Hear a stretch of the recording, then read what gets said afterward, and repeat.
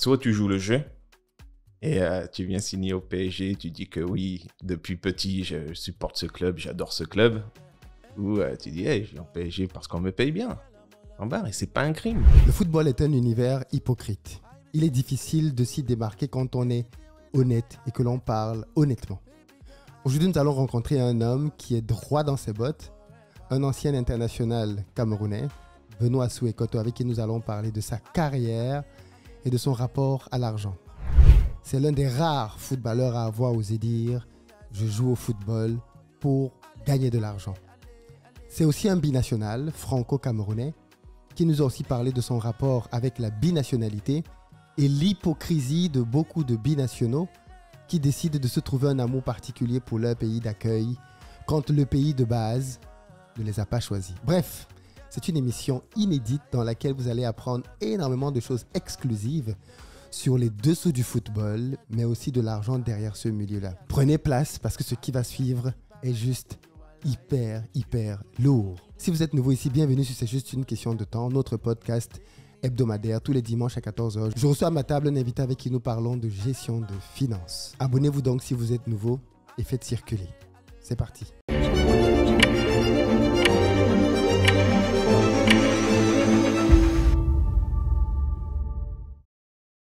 Bonjour Benoît. Bonjour. Merci beaucoup d'accepter de venir sur notre podcast. C'est juste une question de temps. Merci de m'inviter. Mais c'est avec beaucoup de plaisir. Est-ce que tu peux juste commencer par te présenter pour les gens qui ne te connaissent pas? Benoît Souekoto, actuellement retraité du football et ancien lion indomptable. Et ancien joueur de... Ah, tu n'as pas fait beaucoup de clubs au final. Hein? J'ai pas fait beaucoup de clubs, j'aime pas bouger. Oui, c'est vrai, tu as fait en France, je crois que c'était Lens. Tottenham pendant une petite dizaine d'années, 8-9 ans. Queen's Park Rangers, 1 an. Saint-Etienne et Metz, 2 ans. D'accord, très bien. L'une des questions cultes qu'on pose ici en début d'émission, pour toi, Benoît, c'est quoi l'argent? Un moyen de vivre, de liberté. De liberté. Est-ce que tu te considères comme quelqu'un de riche? Non. Elon Musk est riche. Je ne suis pas riche. Tu penses qu'il faut être multimilliardaire pour se considérer comme riche? Multimillionnaire. Multimillionnaire au moins. Mais plus que 2. Plus que 2.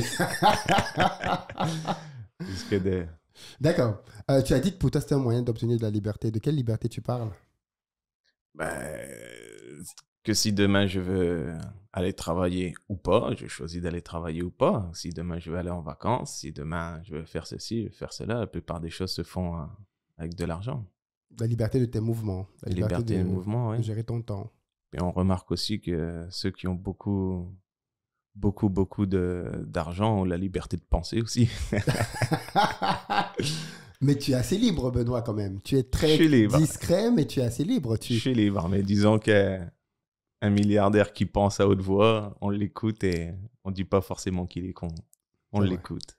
C'est vrai. Tu as défrayé la chronique il y a de cela quelques temps maintenant en t'exprimant au sujet de Kylian Mbappé. Oh, il y a quelques années maintenant. Oui, c'est vrai. Le temps passe vite. C'est vrai, le temps passe vite.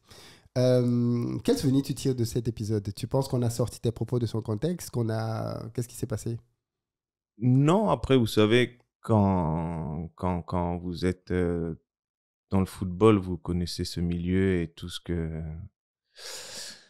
Et toutes les phases où vous devez être acteur de ce petit jeu. Et j'ai exposé les faits tels qu'ils sont. Hein. C'est rien de méchant. Et rien de personnel non plus. Mais ça a pris une proportion quand même assez... C'est les médias. C'est comme ça. C'est les médias. D'accord. Tu t'es retrouvé d'ailleurs à t'expliquer dessus Pardon? Tu t'es retrouvé à devoir t'expliquer là-dessus? Oui, parce que beaucoup font semblant de ne pas le comprendre. Et j'ai expliqué... Bon, ils le connaissent, hein, la plupart qui m'ont demandé étaient des fois des anciens joueurs et ils connaissent ce jeu. Donc, ils le font pour les médias. D'accord. Tu as choisi de jouer pour le Cameroun alors que tu avais clairement le niveau pour jouer pour la France, ce qui n'est pas le cas de tous les binationaux. C'est important de le préciser. Mais ils vous diront que le Cameroun a toujours été un choix de cœur. C'est ça. Et c'est l'action que je voulais te poser. Pourquoi tu as choisi de jouer pour le Cameroun? Quoi que tu fasses en France, ou en Europe, hein. Aujourd'hui, on est un peu dans une guerre de religion ou de flux migratoires. Et quand tu es bronzé ou noir, les gens ne te veulent pas forcément ici. Encore en 90, c'était un pseudo différent, mais maintenant plus qu'avant. Et moi, personnellement, on m'a toujours fait rappeler que tu n'étais pas français. Et je l'ai accepté. Et je vois pas l'intérêt dans un premier temps, je ne vois pas l'intérêt de porter le maillot d'une équipe nationale fièrement, alors que depuis tout petit, on te rappelle que tu n'es pas français. Et après, plus tu te cultives et plus tu apprends que...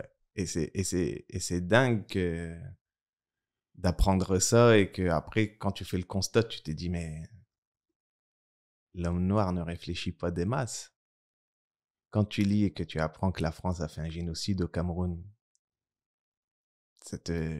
comment tu pourrais porter ce maillot fièrement quand tu es congolais et que tu joues pour la Belgique, alors qu'il y a un monsieur qui a coupé je ne sais combien de mains ou combien de pieds au Congo? Il se passe quoi dans ta tête pour porter ce maillot fièrement? Faut vraiment être con. Je suis pas con, C'est dur, ça. mais c'est une réalité. Et tu sais, j'aime dire que l'homme noir est perdu. Beaucoup, beaucoup, beaucoup d'hommes noirs sont perdus. Après, businessment, c'est mieux de jouer pour un pays européen. Mais Mais moi, je suis pas... c'est peut-être ça qui prône au final, le côté business. Bien sûr, bien sûr. Après, soit soit tu décides de gagner peut-être un peu moins d'argent et peut-être faire plus par la suite, hein, je l'entends. Mais moi, voilà pourquoi j'ai préféré jouer pour le Cameroun dès mon plus jeune âge. Quand tu dis qu'on te fait sentir que tu n'es pas français, tu le ressens comment? Parce que j'entends souvent les gens dire ça, mais qu'est-ce que ça veut dire, ça? Bah, malheureusement, ça va avec l'actualité. Aujourd'hui, je sais pas si tu vas à Barcelone ou en Espagne, quand ils voient un noir, bah, c'est souvent, ils assimilent ça au mec qui vend des CD, tu sais. Et je vais pas te dire qu'ils font pas la différence ou quoi que ce soit, mais pour eux, un noir, c'est un gars qui vend des CD. Et de ce fait-là, bah, ils te mettent de ce côté où, bon, le noir, il est pauvre, il est comme ci, il est comme ça. Et quelque part, repars chez toi. Tu es né, tu as grandi dans la cité? Dans les cités ou tu as Non, grandi... quartier populaire. Quartier populaire. Où il y avait, dans les années 90, beaucoup de Maghrébins et quelques Noirs. Très intéressant. Très intéressant. Et quand tu décides de choisir le Cameroun, Mhm. l'équipe de France ne te sollicite pas à aucun moment? Moi, je ne vais jamais faire les présélections ou les sélections des jeunes. Ah oui? Non, j'ai pas le temps d'aller là-bas et pourquoi faire? Donc Pourquoi faire? en fait, très jeune, tu savais déjà que tu ne voulais pas jouer pour l'équipe de France. Ouais. C'est pour ça que beaucoup de binationaux ont toutes les classes avec l'équipe de France, mais choisissent le cœur d'aller jouer avec le pays africain. Faut se dire la vérité. Ils mentent. S'ils avaient eu l'opportunité de jouer pour la France, businessment parlant, c'est extraordinaire. Les mecs, la plupart en équipe de France, tournent à je ne sais combien de millions par an. Pourquoi aller avec les jeunes si ton cœur est pour le Cameroun, la Zambie ou le Nigeria? Moi, j'ai décidé de jouer pour le Cameroun très jeune. Il n'y avait rien à faire avec l'équipe de France. Et c'était très clair dans ton esprit. Pardon? C'était très clair dans ton esprit. Oui? Tu n'as jamais regretté ce choix? Non. Sauf businessment parlant, on va pas se mentir. Ouais. Puisque moi, je jouais pour l'argent et je joue pour mettre ma famille dans les meilleures conditions, mais je préfère être comme ça. Quand tu dis que tu joues pour l'argent, ça veut dire quoi? Les footballeurs disent ce jeu qu'ils jouent pour le jeu, qu'ils aiment le jeu. Ils mentent aussi. Après, tu sais, soit tu joues le jeu et tu viens signer au PSG, tu dis que oui, depuis petit, je supporte ce club, j'adore ce club. Ou tu dis, hey, je viens au PSG parce qu'on me paye bien. En bas, et c'est pas un crime. Après, je sais pas si c'est la mentalité française qui a un problème avec ça, mais c'est pas un crime de jouer pour l'argent. Comme tout le monde se lève pour aller gagner de l'argent. Même Elon Musk a 200 milliards, il cherche à avoir 201 milliards. C'est pas un crime, hein. Non, mais c'est clair il faut assumer. Mais le discours qu'on a, effectivement, c'est j'aime le club. Voilà. Mais, comment dire, moi, j'ai fait Londres pendant 10 ans et ensuite Saint-Étienne. Il y a des meilleures destinations. C'est pas la ville la plus cool que j'ai rencontrée, par exemple. Mais bon, on me paye là, cool, je viens jouer là. Et c'est pas mauvais, c'est pas une mauvaise mentalité, hein. Les binationaux, justement. Qu'est-ce que tu penses Bon, tu as commencé un peu à t'exprimer dessus, mais on a le sentiment que, en réalité, c'est pas... Parce que quand on accepte de jouer pour les sélections jeunes, comme tu l'as dit, parfois c'est parce que peut-être de l'autre côté, on n'a pas eu de sélections qui nous ont sollicité aussi dans les pays africains. Donc on peut dire peut-être au début. Mais qu'est-ce que tu penses donc de ces binationaux qui, quand on vient quand même les voir, ils disent qu'ils ont besoin de réfléchir? En gros, ça veut dire ils attendent que le pays les appelle, c'est ça? Le pays dans lequel ils vivent. Ouais, c'est ça. Parce qu'après, ils sont à un point où ils vont pas faire de compétition internationale. Oui. Donc, ils disent, bon, à défaut d'aller jouer pour la France ou la Belgique, je vais aller jouer pour le Congo, le Cameroun ou le Nigeria. Mais est-ce que c'est pas... Du coup, ça veut dire, moi, c'est ce que je pense aussi, hein, ça dit qu'on se retrouve dans les sélections africaines à prendre les deuxièmes couteaux. Mais c'est de la faute des sélections. Toi, tu penses qu'il ne faudrait pas les sélectionner? Mais le Ghana a eu un problème à un moment avec des joueurs qui jouaient en Europe et qui ne voulaient pas venir, je crois, hein. Ils ont dit, cool, nous, on prend nos joueurs locaux. Moi, ça ne concerne que moi. Si c'était ça, cool, à 20 ans, vous savez faire votre choix. Vous voulez venir, vous voulez pas venir? Non, je réfléchis. Reste chez toi. Je suis pas la poubelle des joueurs. Tout ce que là où on ne veut pas, on le récupère en Afrique. C'est un peu ça. Et moi, si j'étais à la tête, je serais contre ça. Restez et faites vos championnats. Et pourtant, aujourd'hui, on voit que beaucoup de pays, des sélections africaines, se battent des pieds et des mains pour aller chercher des binationaux, plutôt que d'investir dans le championnat pour avoir de meilleurs... Mais déjà, en ce qui concerne le Cameroun, c'est bien Samuel fait les choses. Quand moi j'étais en sélection, je suis le championnat. Il me dit non, le championnat il tourne pas en ce moment. Je dis mais comment vous n'avez pas de championnat? Il me dit non, il tourne pas en ce moment, il y a tel problème, il y a tel problème. Et il faut former les joueurs, bien entendu, hein. C'est la base si on veut réussir dans le foot. Tous les autres pays font ça. Oui, oui. Et c'est ce qu'on va faire. On va chercher, malheureusement, hein, c'est-à-dire, et ça c'est dans tous les domaines au final, ça se répercute dans le sport, mais c'est un peu la même logique dans beaucoup de domaines. Plutôt que d'investir pour pouvoir soi-même transformer les matières, on vend les matières. Exactement. Pareil dans le domaine du sport. Toi, tu as été très connu en tant que lion indomptable. Alors, moi, je suivais tes matchs. Je trouve, c'est pour ça que j'ai dit que je pense que tu avais le niveau de l'équipe de France très largement. Et donc, ça m'intriguait de me dire, mais pourquoi quelqu'un qui avait vraiment le niveau de l'équipe de France a choisi de jouer pour le Cameroun? Bon, c'est politique. Oui, donc là, on comprend que c'est parce que ton cœur était dans cette sélection. Tu as été très connu suite à un incident sur un terrain de football avec Benjamin Moukandjo, dans lequel, en pleine Coupe du Monde, vous vous êtes... comment on va appeler ça? Vous vous êtes battu. Interaction. Voilà, il y a eu une interaction qui a fait le tour du monde. Qu'est-ce qui s'est passé? Tu te souviens? Ça fait quelques années. Oui, je me souviens. Je suis pas encore si vieux. Qu'est-ce qui s'est passé? Alors, il y a une contre-attaque et je pense qu'on perdait déjà et ça n'a pas aidé à la lucidité. Et je centre sur Weibo qui met la tête et qui touche la barre. Et après, bon, il pouvait ressortir le ballon pour que je recentre encore, mais il est parti essayer de dribbler 3 joueurs. Benjamin, c'est ça? Oui. Ok. Et je suis pas contre que tu essaies de briller pour tirer ton épingle du jeu, pour avoir un meilleur avenir. Et après, moi, je suis là dans un état d'esprit où je suis là pour l'équipe. Donc, faire ta chose contre 3 joueurs, c'est briller toi-même et on est là pour le Cameroun, pas pour... Enfin, c'est comme ça que je le vois, hein, pas pour briller tout seul. Et c'est ça qui m'a mis hors de moi. Vous vous êtes parlé après ça? Bien sûr, bien sûr. Après, tu sais, ce qui se passe sur un terrain, ça se passe sur le terrain. Après, c'est passé, tu vas pas changer le cours du match. Et lui-même l'a compris. Et puis, voilà. Hein. Donc aujourd'hui, vos relations sont cordiales, il n'y a pas de problème. Bah, je ne le C'est pas, vois. Je ne c'est le pas vois. resté comme un problème Non, entre vous le deux. lendemain matin, cool, on a fait une réunion, il s'en est excusé. Mais si ça avait été aujourd'hui, je dirais, fais-le publiquement. Fais-le publiquement. Mais non, il s'est excusé. Il dit, gars, c'est pas grave, mais faut penser équipe. Hein. Et ça, est-ce que ça a eu un préjudice sur ta carrière après ou pas du tout? Je peux pas te dire. Tu sais, lorsque après Tottenham, déjà les gens appréhendent beaucoup le fait que je dise que je joue pour l'argent. Après, Ça, tu l'as souvent dit, ça.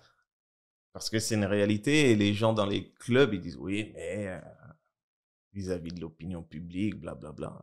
Tous vos joueurs sont là pour ça. Hein. Après, il y a des gens qui sont francs. Moi, tu me payes, je suis professionnel pour ça. Mais il y a des gens qui sont francs qui disent non, non, moi je vais venir jouer parce que ton maillot il est joli. Mais moi, je préfère te parler honnêtement que de faire tout un baratin et de mentir, quoi. J'en vois pas l'intérêt.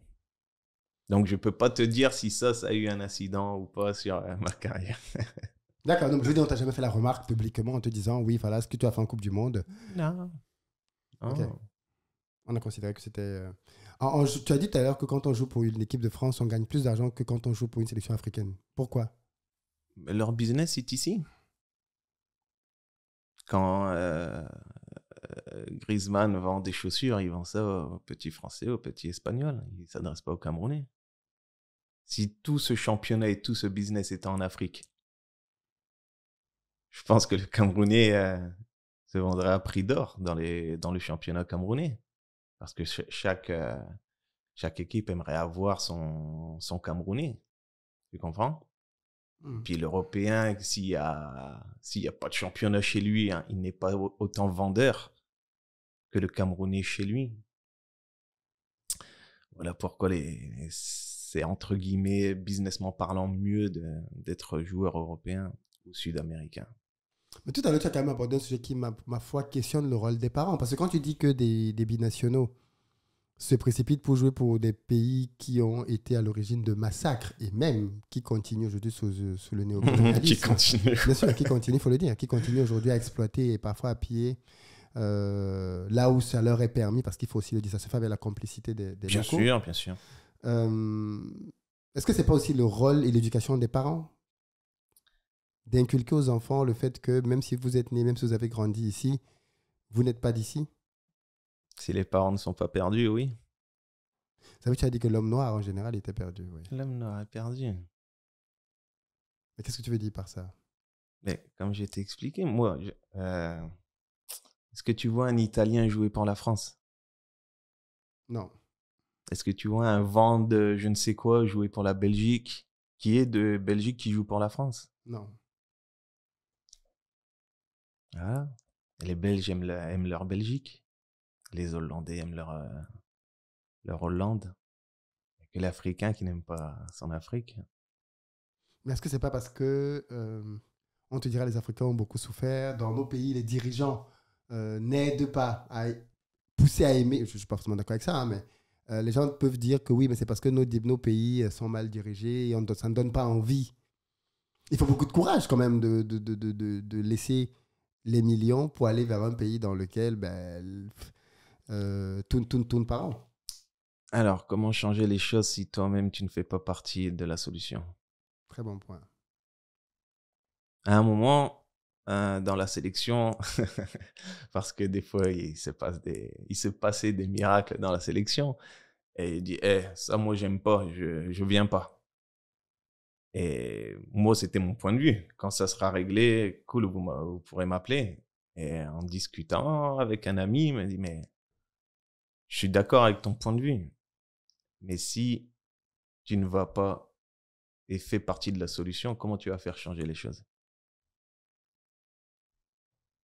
Et dit, putain, fais chier, t'as raison. Je vais devoir y aller. Donc j'ai été, je fais les gars, moi je suis pas contre, mais si on joue, j'ai match dimanche et si on joue le mardi en Tanzanie, je voyage pas en économie. Pour rentrer le jeudi plié en deux dans mon club, j'ai un match le week-end qui suit.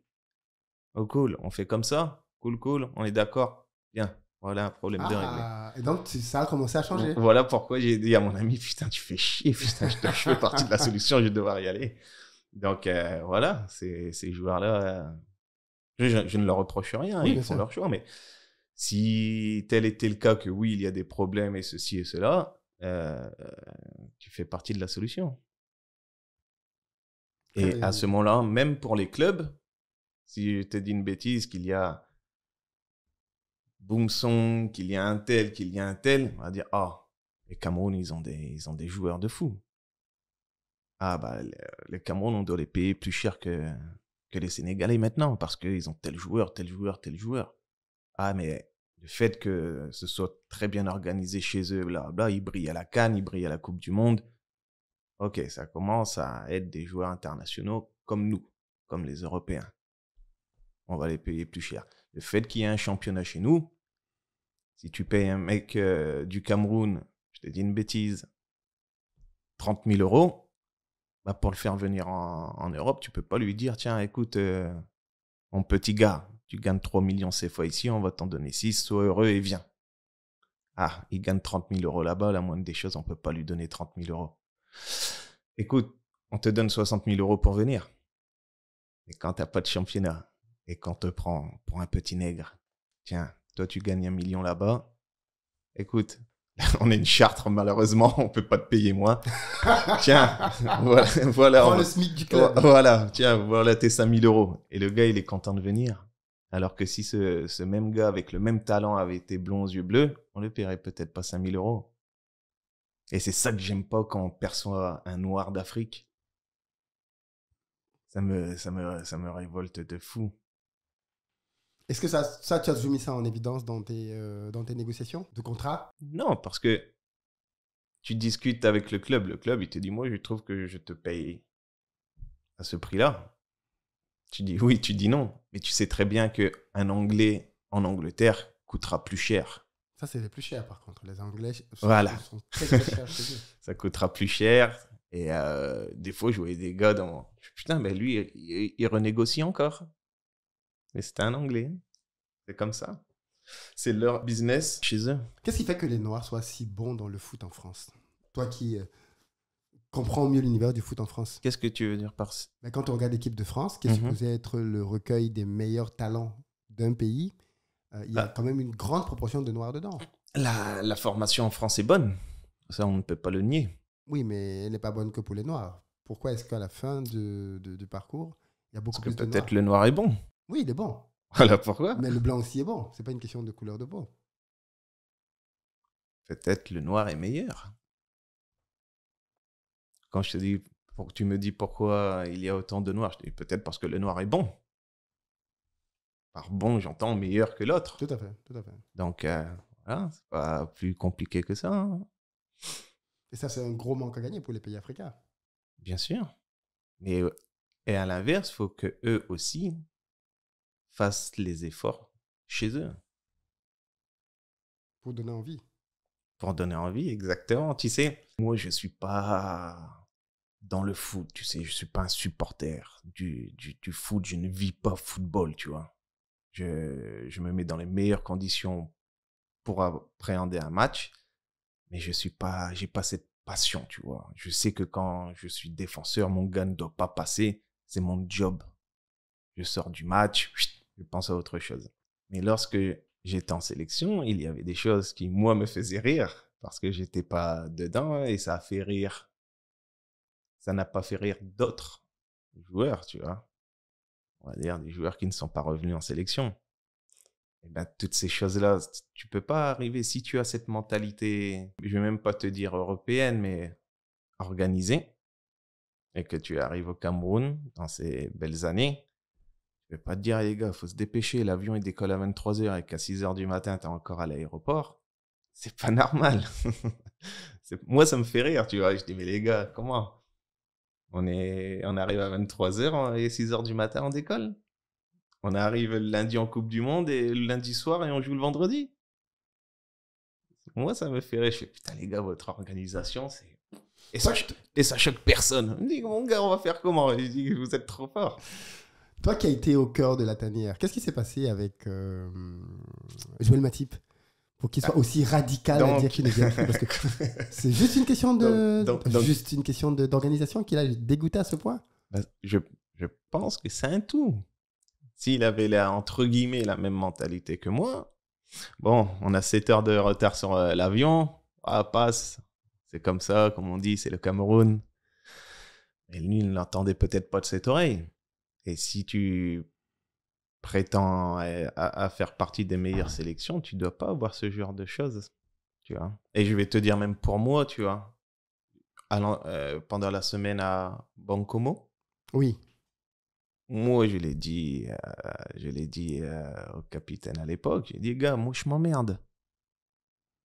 Un entraînement l'après-midi il se fait à 2 km/h, je m'emmerde le reste du temps.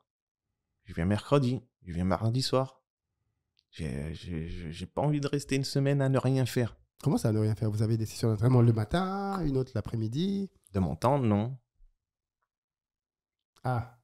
Donc moi, je m'emmerde, j'ai pas envie de venir aussitôt. Laisse-moi au club, je m'entraîne encore et à la dernière minute, je viens. Donc il y avait... Si tu es organisé, ça, c'est les choses qui dérangent. En toute honnêteté. Tout à fait. Et moi, ça ne me dérangeait pas plus que ça et je réglais le problème à ma manière. Tu as fait 2 Coupes du Monde avec les Lions Indomptables, 2010 et 2014. Probablement parmi les pires Coupes du Monde en termes de résultats. Parce que le Cameroun est sorti, je crois, dernier et avant-dernier à ces 2 Coupes du Monde, ce qui est juste catastrophique. Qu'est-ce qui n'a pas marché en 2010 déjà? Pourquoi cette catastrophe? Tout le contexte n'était pas bon. Qu'est-ce que tu veux dire par le contexte n'était pas bon? C'était une coupe du Monde en Afrique, la première. C'est très symbolique. Je vais te donner un exemple, c'est que un jour on a eu entraînement et comme le coach n'était pas clair avec tout le monde, on a fait on a commencé l'entraînement peut-être 2 heures après. Ça veut dire quoi, clair avec tout le monde? Bah, il disait à certains joueurs, oui, t'inquiète pas, toi tu vas jouer, je vais accepter la concurrence de tout le monde et le meilleur jouera. Mais quand tu dis ça à une personne, peut-être qu'elle, elle se dit que oui, j'ai été le meilleur. Je ne comprends pas pourquoi je ne joue pas. Et hein, de la dispute à l'autre bout du terrain. De la dispute à l'autre bout du terrain avec l'entraîneur et tu attends 2 heures sur un banc. Forcément avant un match, hein, puisque tu y es déjà.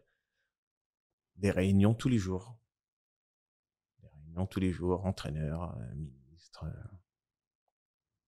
Je pense pas que la Hollande ait ça.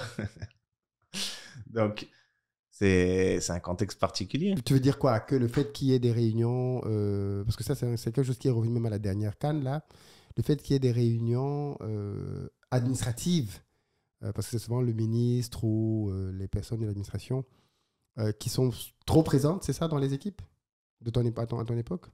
Oui. Moi, je vois pas pourquoi un ministre il vient me parler football. Ils viennent te transmettre les encouragements du pays, c'est tout. Ok, une fois, c'est très bien. Et au Cameroun, c'est très bien. J'ai pas besoin de lui à la Coupe du Monde. Il connaît quoi de plus que moi, le ministre? Oui, ok. Mais c'est uniquement ça qui a altéré? Les joueurs s'entendaient bien entre eux? Non. Il y avait des groupes. C'est vrai cette histoire de groupe là? Bien sûr. Il y avait trois groupes, peut-être 4. Toi, tu étais dans quel groupe? Dans le groupe à personne. Je suis assez fort tout seul. Ah, c'était des groupes. Alors, on disait qu'il y avait le groupe. En 2010, Rigobert était encore là. Ouais, c'est la dernière Coupe du Monde. C'est ça. Donc, il y avait le groupe à Son, le groupe à Ito. C'était qui le troisième groupe? Les nouveaux, les petits jeunes? Bon, il y avait un groupe neutre aussi, ouais. Ah, ok. Ouais. Il y en avait, ils n'avaient pas besoin de se faire recruter. Parce que quand tu arrives, on te dit que tu dois. On vient te voir pour te dire qu'il faut que tu intègres un groupe? Non, moi je parle à tout le monde. Et ce que j'ai à te dire, je te le dis en face. Parfois, j'étais au courant d'histoires vraiment, entre guillemets, graves. Et quand le monsieur me raconte cette histoire qui le concerne, il sait dans un premier temps que je vais pas aller voir l'autre et lui répéter. Et même l'autre me racontait ces histoires-là, il sait très bien que je vais pas lui répéter. Voilà pourquoi j'étais neutre dans cette équipe. Et quand il me raconte cette histoire, je lui dis, mais je comprends pas. S'il a fait ça, il a dit ça, il a fait ça. Va le voir, casse-lui la gueule. Demain, votre problème, il est fini. Ensuite, vous pourrez tirer dans la même direction. Mais ça tarde, ça traîne. Oh, bah, s'il a fait ça, je vais faire ceci. C'est pas... Est-ce que les groupes, ça pose problème? Parce que je crois savoir que dans les vestiaires, il y a souvent des groupes, même en club. Oui, tu peux avoir des groupes sans avoir de chamaillerie. Tu peux avoir des groupes, je m'entends bien avec toi, je m'entends moins bien avec toi parce que tu viens, je sais pas moi, du Poitou-Charentes et que toi et moi, on est Camerounais. Donc, on a forcément plus d'affinité. Et je n'en veux pas à lui et j'ai pas de problème avec lui. Et lorsqu'on doit gagner sous le même maillot, on tire dans le même sens. Et toi, tu penses qu'on est arrivé à un stade où les joueurs ne tiraient pas dans le même sens en équipe nationale? Ah oui, ah oui. Tu as des exemples? Non. Sans donner de nom, mais des exemples de ce qui s'est passé, par exemple, qui traduit que on était vraiment divisés. Bah, tu sais, il y a une chose où j'ai pas compris. Quand on va chercher notre prime, il y a des joueurs, ils étaient juste contents de prendre leur prime. Et ils étaient juste contents de prendre leur prime. Pas forcément de jouer la Coupe du Monde. Ah, Contents de prendre leur prime. Après, ils jouent pas. Ils s'en à ton foutaient. époque, est-ce qu'il y avait parce qu'on a toujours eu cette idée de dire qu'il y a des magouilles au niveau des primes des joueurs. Est-ce qu'à ton niveau, il y avait, à ton époque, ça existait, ça, ou pas du tout? Alors, on fera toujours des magouilles. C'est pas le terme. Je vais te dire le terme, mais c'est pas le terme adéquat avec les joueurs faibles.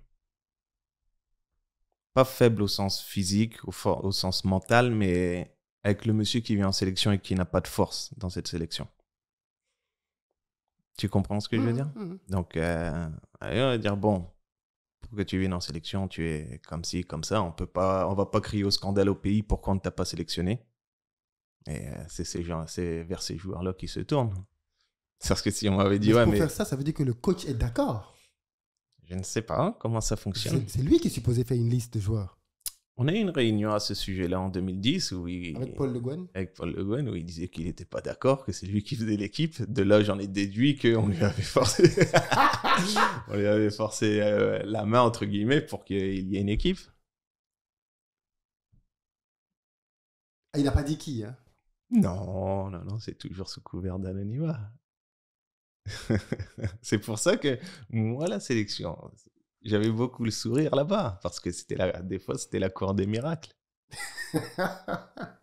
Et c'est toutes ces choses-là que il faut gommer afin que tout monsieur qui quitte son club retrouve entre guillemets quelque part son club en sélection.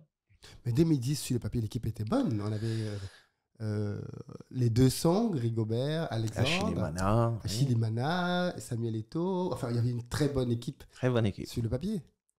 Ouais. Mais j'en parlais avec Chedio il n'y a pas très longtemps. Et je lui disais que l'équipe d'aujourd'hui, quand ils ont gagné la CAN, peut-être était moins bling-bling que notre équipe. Mais des fois, c'est mieux. Des fois, c'est mieux d'avoir une équipe comme ça.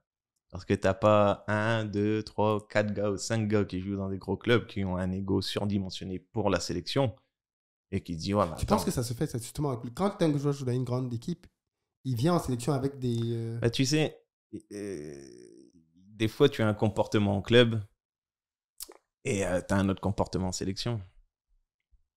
Parce qu'en sélection, tu es le numéro 1. Alors qu'en club, même si tu es numéro 1, il y a toujours une bonne doublure. En club, on va te dire, écoute, ton comportement, il me plaît pas, va t'asseoir sur le banc. Tu es pas content, c'est exactement la même chose. En sélection, c'est plus dur. En sélection, si on met... Ah, je vais te dire, si on mettait Samuel Eto'o sur le banc, on va dire, non, attendez, on va attendre avant de commencer le match, on a un problème. Donc, tu vois, tu n'as pas le même corps. Beaucoup ont un comportement en sélection. Est-ce qu'il n'y a pas des gens de l'équipe qui vont voir cette interview et vont dire, mais qui vont voir notre interview là et qui vont dire, mais qu'est-ce qu'il raconte Benoît? Lui-même, il était à l'origine des problèmes. Quel problème? Est-ce que toi-même, tu n'étais pas parmi les fauteurs de troubles dans l'équipe? Non, je suis très discret. Je vais te dire honnêtement, comme l'avantage que j'ai, c'est que je ne mens jamais. J'ai pas besoin de te mentir parce que... J'ai pas besoin de te mentir, mais... le seul problème, entre guillemets, c'est que moi, j'allais on me faisait venir où j'allais prendre ma nourriture que je mange d'habitude. C'est tout. Sinon, j'étais toujours calme dans aucun groupe, dans aucun problème. De lui, il a dit ça, les histoires du quartier. C'est pas ça. Quand tu dis que tu manges ta nourriture, donc quand tu te déplaces, tu ramènes toi-même ta nourriture? Non, non, par exemple, je sais pas moi, je mange pizza, hamburger, tout ça en général. Je ne suis pas une alimentation, je ne grossis jamais. Et c'est ma nourriture, ça. Donc, quand il y avait des légumes et des choses comme ça, moi, je ne mange pas ça. Et j'ai dit, les gars, moi, si vous voulez, ne me donnez pas, je ne vais pas manger ce repas-là. Si vous voulez que je joue, faites-moi jouer avec ma nourriture. C'est tout ce que je vous demande. Je ne vous demande pas de mettre des chaussures fluo ou accrocher mon maillot là. Je veux juste manger à ma faim. On dit, quel est le problème? Je dis, moi, j'ai besoin de manger ça. Apportez-moi une pizza aux 3 fromages. C'est très bien pour moi. Moi, je roule comme ça. Chaque moteur a son huile, comme on dit. Et c'est la seule chose où éventuellement, je pouvais être perturbant, on va dire. Sinon, je vis très bien dans un groupe. Mais qu'est-ce qui fait donc qu'en 2010, vous soyez éliminé si tôt? Parce que là, tu ne me dis pas... ce sont ces tout petits problèmes-là qui viennent... Tout le monde ne tirait pas dans le même groupe. Dans le même sens. Pardon, oui, Oui. dans le même sens. Voilà. Mais excuse-moi, mais c'est un peu vague. Ça veut dire quoi, tout le monde ne tire pas dans le même sens dans une À équipe partir de du football? moment où Tout le tu monde sais veut gagner. que, à partir du moment où tu as team Intel, Oui. c'est difficile de se dire, allez les gars, on est samedi, pendant 1h30, on va tous être ensemble. Qui fait les classements? C'est le coach? Ou ce sont les gens des teams qui imposent au coach tu dois mettre mon joueur, tu dois mettre mon joueur? Je ne sais pas. Moi, j'ai toujours été dans l'équipe, donc ça va. Mais si tu écoutes les histoires du quartier... Et comment tu vis ça? De savoir que l'équipe qui est faite, c'est pas forcément les meilleurs qu'on met. Parce qu'on est en train de... Mais ils estiment que c'est les meilleurs, ouais. Ils estiment que c'est les meilleurs. Puisque 2010 se sont qualifiés et 2014 aussi. Oui, mais pour quelle prestation à la fin? 2014, c'est l'humiliation totale. Mm-hmm. C'est quoi la différence entre 2010 et 2014 déjà? J'en vois pas. Tu en vois une? Ben non. Bon, bah alors. Non, je voulais dire en termes à l'extérieur, on n'a pas vu deux équipes qui ont été très... On lave son linge sale en famille, tu sais. Oui. Mais à l'intérieur, c'était les mêmes problèmes. Ouais. C'était comme je t'ai dit. Vaut mieux avoir une équipe comme 2017 que une équipe comme on a eu avec certains qui jouent dans des gros clubs et blablabla. Vaut mieux une équipe comme ça. Quand tu as une équipe comme en 2017, ils sont obligés de se dire, les gars, on est obligés d'être unis. Ils sont obligés de se le dire. Il n'y en a pas un qui peut se lever et dire, moi, j'en connaissais aucun en 2017, par peut-être 2. Aboubacar, peut-être, oui. Aboubacar, voilà. Et encore, Aboubacar n'est pas un joueur sur la scène européenne. Il est parti chez les Arabes. Et en France, il jouait, je sais pas, à Lorient, peut-être. Oui, il a joué à Lorient avant d'aller Voilà. Donc, à Porto, oui. Voilà, Porto. Hein. Tu ne peux pas... Il n'y a pas trop de joueurs qui pouvaient se lever et dire, oui, moi, j'ai un ego surdimensionné. Il viendrait d'où ton ego? Pour quelle raison? Donc là, le coach a vraiment les rênes sur l'équipe. Voilà. Tu connais le journaliste camerounais Jean-Bruno Tagne? Si tu me montres la photo, peut-être. De nom, je ne suis pas très nombreux. Il a écrit plusieurs livres sur la débâcle des Lions en 2010, 2014. Mm-hmm. Et même la dernière, là, dans laquelle... Tu as une photo de lui? Oui, bien sûr, il a été vu, oui. Je pourrais te montrer. Okay. Il a été à toutes les Coupes du Monde. Hein. Il a écrit des livres dans lesquels il expliquait que pour lui, les débâcles au sein des Lions indomptables sont du fait de M. Samuel Eto'o. Pourquoi? Il estimait que beaucoup trop présent, parfois dans les dépassements de fonctions par rapport à ce qui est supposé être attendu. Mais qui lui donne la possibilité de dépasser ses fonctions? Alors, le cadre. Et pour quelle raison on lui donne? Parce que c'est une superstar. Si on lui a donné. Est-ce que c'est la faute à lui? Si tu as un enfant et tu lui donnes accès aux bonbons toute la journée, il va prendre? Non? Si, il va À moins que tu aies un enfant très Non, raisonnable. il va prendre. Moi- Il va prendre. Moi, que tu as un enfant très raisonnable et il va te dire non, c'est vous. Et voilà, donc la faute à qui? S'il a eu des dépassements de fonctions, comme on dit. Tu penses que c'est quoi? C'est l'encadrement même au-dessus?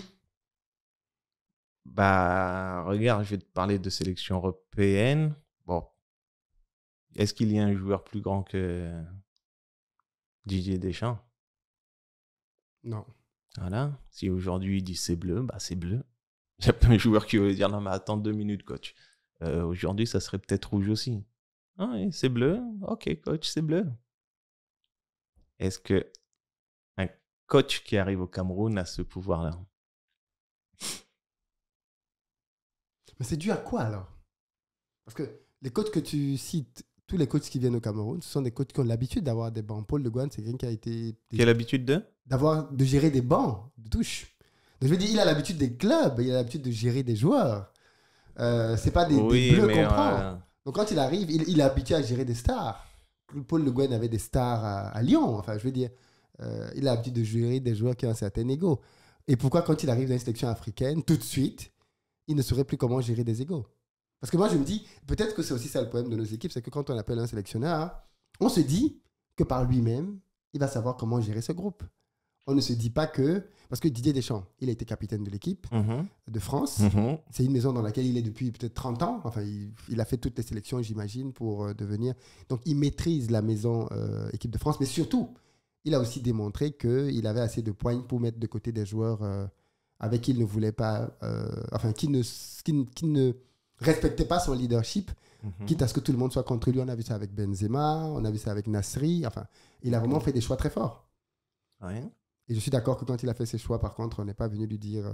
J'allais te dire, est-ce qu'un ministre décroche son téléphone pour l'appeler et lui dire oh, mais attends, pourquoi tu prends pas Benzema? Ouais. Pourquoi tu prends pas un tel? Pourquoi tu prends pas un tel? Il n'y a aucun ministre qui appelle Deschamps.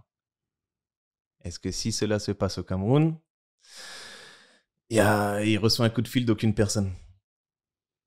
Donc, arrivé un moment, je pense que le coach s'adapte à l'environnement. Non, c'est l'environnement lui-même qui pose problème. C'est l'environnement lui-même qui pose problème, en réalité. Ouais. Tu ne peux pas, à une époque, tu ne peux pas ne pas sélectionner Rigobert Song, par exemple. Tu ne peux pas. Tu ne peux pas. Si le coach il dit non, bah lui, quand il était à son prime, oh non, lui, je sélectionne pas. Je vais essayer un match sans Rigobert Song. Téléphone, il se m'a sonné dans tous les sens. Il dit non, mais je vous jure, monsieur, il est blessé. Non, mais faites-le venir quand même au pays. On va dire à l'ensemble du peuple que le mec est blessé. C'est vrai, c'est pas un mensonge, il n'y a pas de problème. C'est ce pouvoir-là que n'ont pas les entraîneurs. Et donc, ça pose problème, oui, effectivement. Parce que si ton entraîneur, tu lui enlèves du pouvoir, c'est très compliqué. Tu as été à Tottenham, un club très... alors, c'est un club qui ne gagne pas, mais qui est toujours très bien classé. Quel souvenir tu gardes de ton passage à Tottenham? Ça a été tes plus belles années, finalement. Bah, des fois, je regarde la télé, je suis nostalgique. Je suis nostalgique. Je me dis que c'était une époque fantastique. Et ça a été super d'avoir joué là pendant un bon nombre d'années. Pourquoi tu es resté si longtemps? Je n'aime pas bouger. Ok. J'aime pas bouger, j'aime pas rencontrer des nouvelles personnes. Exceptionnellement, je l'ai fait pour toi aujourd'hui. Mais j'aime pas rencontrer des nouvelles personnes. Peut-être que c'était ma zone de confort. Hein. Après, une zone de confort en Angleterre, je ne suis pas sûr que ça existe parce que les mecs ont une manne financière et ils peuvent recruter à tour de bras. Mais la ville est cool et j'avais pas envie d'aller en Espagne. Aller en Espagne, je voulais pas aller. Italie non plus. Pourquoi? Ils sont racistes. C'est des pays qui sont très racistes. Et en Angleterre, c'est bien, tu as les Ghanéens, les Nigérians, les Jamaïcains et tout ça. Et je suis plus à l'aise dans ce genre de pays que... Je dis pas qu'il n'y a pas de racistes en Angleterre, hein, mais je suis plus à l'aise quand il y a tout ce côté multipote. Oui, plutôt que Oui, c'est vrai en plus. À Tottenham, on va dire que tu as joué dans le Tottenham qui était un club quelconque jusqu'à ce que ça commence à devenir un grand club. Parce que maintenant, le Tottenham est clairement un grand club en Angleterre. Toi, tu as été dans peut-être cette transition-là, non? D'un club de milieu de tableau. Non, moi, ils étaient cinquièmes.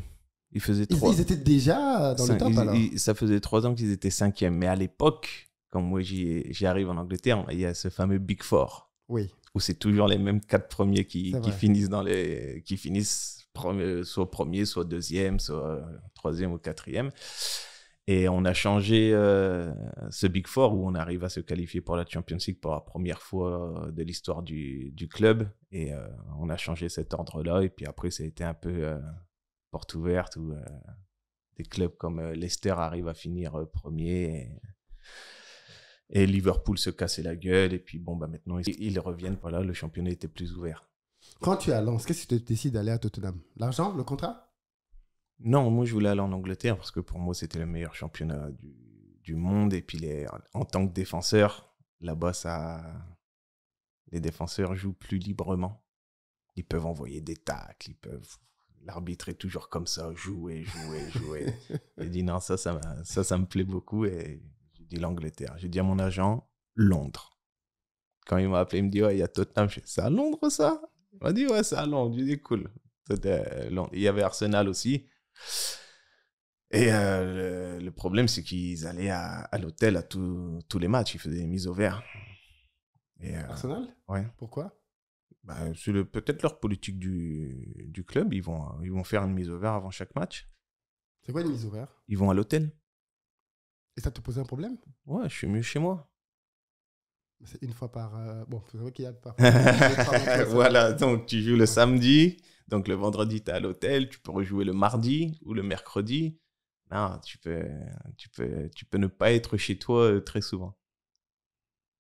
D'accord, ouais. Donc Tottenham, ils m'ont dit non, nous on fait pas de mise au vert. J'ai dit cool. Et je vais à Tottenham. Et au niveau de la différence salariale, quand tu quittes la France pour l'Angleterre, tu as un vrai gap salarial ou pas du tout? Ouais, d'autant plus. Parce que toi, quand tu quittes la France, tu es déjà quand même un bon joueur. D'autant plus que la livre, elle était à 1,48. Ah oui, d'accord. Ouais. Donc, quand tu transférais l'argent en France, si tu transfères 100 000 euros, on te dit oui, vos 150 000 euros sont arrivés. Je dis, putain, c'est extraordinaire, ça, c'est un beau pays. Donc, c'était très avantageux d'aller en Angleterre à cette époque. Est-ce que tu considères que l'argent ne t'a jamais vraiment changé, que ça n'a pas eu beaucoup d'impact sur toi, ou alors tu penses qu'avec plus d'argent, tu as changé quand même? Moi, je suis sûr à 100%, ça ne m'a pas changé. Tu as les mêmes amis qu'avant? J'ai les mêmes amis qu'avant. Mes meilleurs amis, ça fait 30 ans que je les connais. Qu'est-ce que tu fais avec l'argent, Benoît? Alors, j'ai eu une discussion un jour avec un ami, Didier Zokora, où on trottinait autour du terrain et je lui ai dit, tu veux faire quoi plus tard? Il m'a dit, moi, je veux faire du business. Je dis, j'entends, mais quoi? Il m'a dit, du business. Je dis, écoute, quand tu vas rentrer dans un business, il y a des gens qui auront 10 ans de bouteille par rapport à toi. Et tu vas te faire rouler dans ton business. Il dit, ouais, mais écoute, moi, personnellement, achète de l'immobilier. Quand tu auras le temps de mettre le nez dans ton business, vends ton immobilier. T'achètes dans une grande ville, ça ne baisse jamais. Quand tu auras le temps, tu mettras le nez dans ton business. Et faire un business pendant que tu es à l'autre bout du monde et blabla, faut pas faire ça. Donc moi, j'ai acheté de l'immobilier et du terrain. Essentiellement? Essentiellement, ouais. En France ou partout? En France et Cameroun, Angleterre. Ah oui, d'accord, ok. Et aujourd'hui que tu es en fin de carrière, tu laisses de l'immobilier ou tu veux faire du business aussi? Mais je regarde ce qui est, comment on dit, profitable comme business. Donc pour le moment, tu t'es pas encore lancé? Non. Parce que c'est bien beau de dire faire du business, mais faire du business pour faire du business et dire que tu es CEO de ta boîte, j'en connais plein. Et ils ne gagnent pas forcément de l'argent. Donc, Mais pourquoi les footballeurs ont du mal à bien gérer leur argent? Tu crois que c'est dû à quoi? Je pense que quand tu as 25 ans, tu te dis que ça va durer toute ta vie et que tu vas être fort jusqu'à tes 40 ans. Je pense. Et puis, quand tu as 50 contrats, Acheter une voiture à 200 000, ce n'est pas grand-chose. Et puis après, il y a 1 an qui passe, 2 ans qui passent, 3 ans. Je dis, j'ai continué à vivre comme j'ai vécu ma première année. Mais au bout de mes 5 ans de contrat, on va pas forcément me redonner le même contrat que lorsque j'avais 23 ans. Maintenant, j'arrive à 28 ans. Je suis à 2 ans des 30 ans. Là, moi, on me donne, mais moins qu'avant. Et on n'a pas forcément coffré à l'âge où il fallait coffrer. Et après la carrière, beaucoup continuent à vivre comme ils ont vécu. C'est quoi le train de vie d'un footballeur? Parce que nous, on vous voit à la télé jouer des matchs, mais c'est quoi le train de vie derrière? Moi, je ne peux pas te parler de du train de vie des autres, mais je peux te donner un exemple. Tu sais, j'ai un collègue qui était avec moi à Tottenham, il a acheté sa maison sur 25 ans. Je lui dis, mais achète ta maison sur la durée de ton contrat. Elle me dit, non, les mensualités sont moindres. Genre, tu sais, ma mère elle m'a dit quoi? Achète sur la durée de ton contrat. Ça ne me fait pas plaisir, je vais te dire honnêtement. Ça ne me fait pas plaisir parce que j'ai préféré vivre comme un Américain et profiter de mon argent. Mais ma mère a cette éducation financière, on dit, achète la durée de ton contrat. À la fin, quoi qu'il arrive, c'est payé. Lui, il a acheté sur 25 ans. La carrière n'est pas partie comme ça en fin de carrière, forcément. Mais il n'a pas réussi à payer la fin de sa maison. Mais il a vécu comme un Américain. Lamborghini là, la Ferrari, et objectivement, je l'enviais. Je dis, putain, Ferrari, 6 mois plus tard, 8 mois plus tard, telle voiture. Je dis, c'est bon, mais il faut être smart et penser au futur. Aujourd'hui, je me dis, c'est bon, des fois, je dois faire les choses le lundi, je les fais 2 semaines plus tard, parce qu'il n'y a rien de pressant. C'est une éducation financière. Est-ce que tu penses que quand on est footballeur, on a la pression des autres coéquipiers qui poussent parfois à faire des choix absurdes?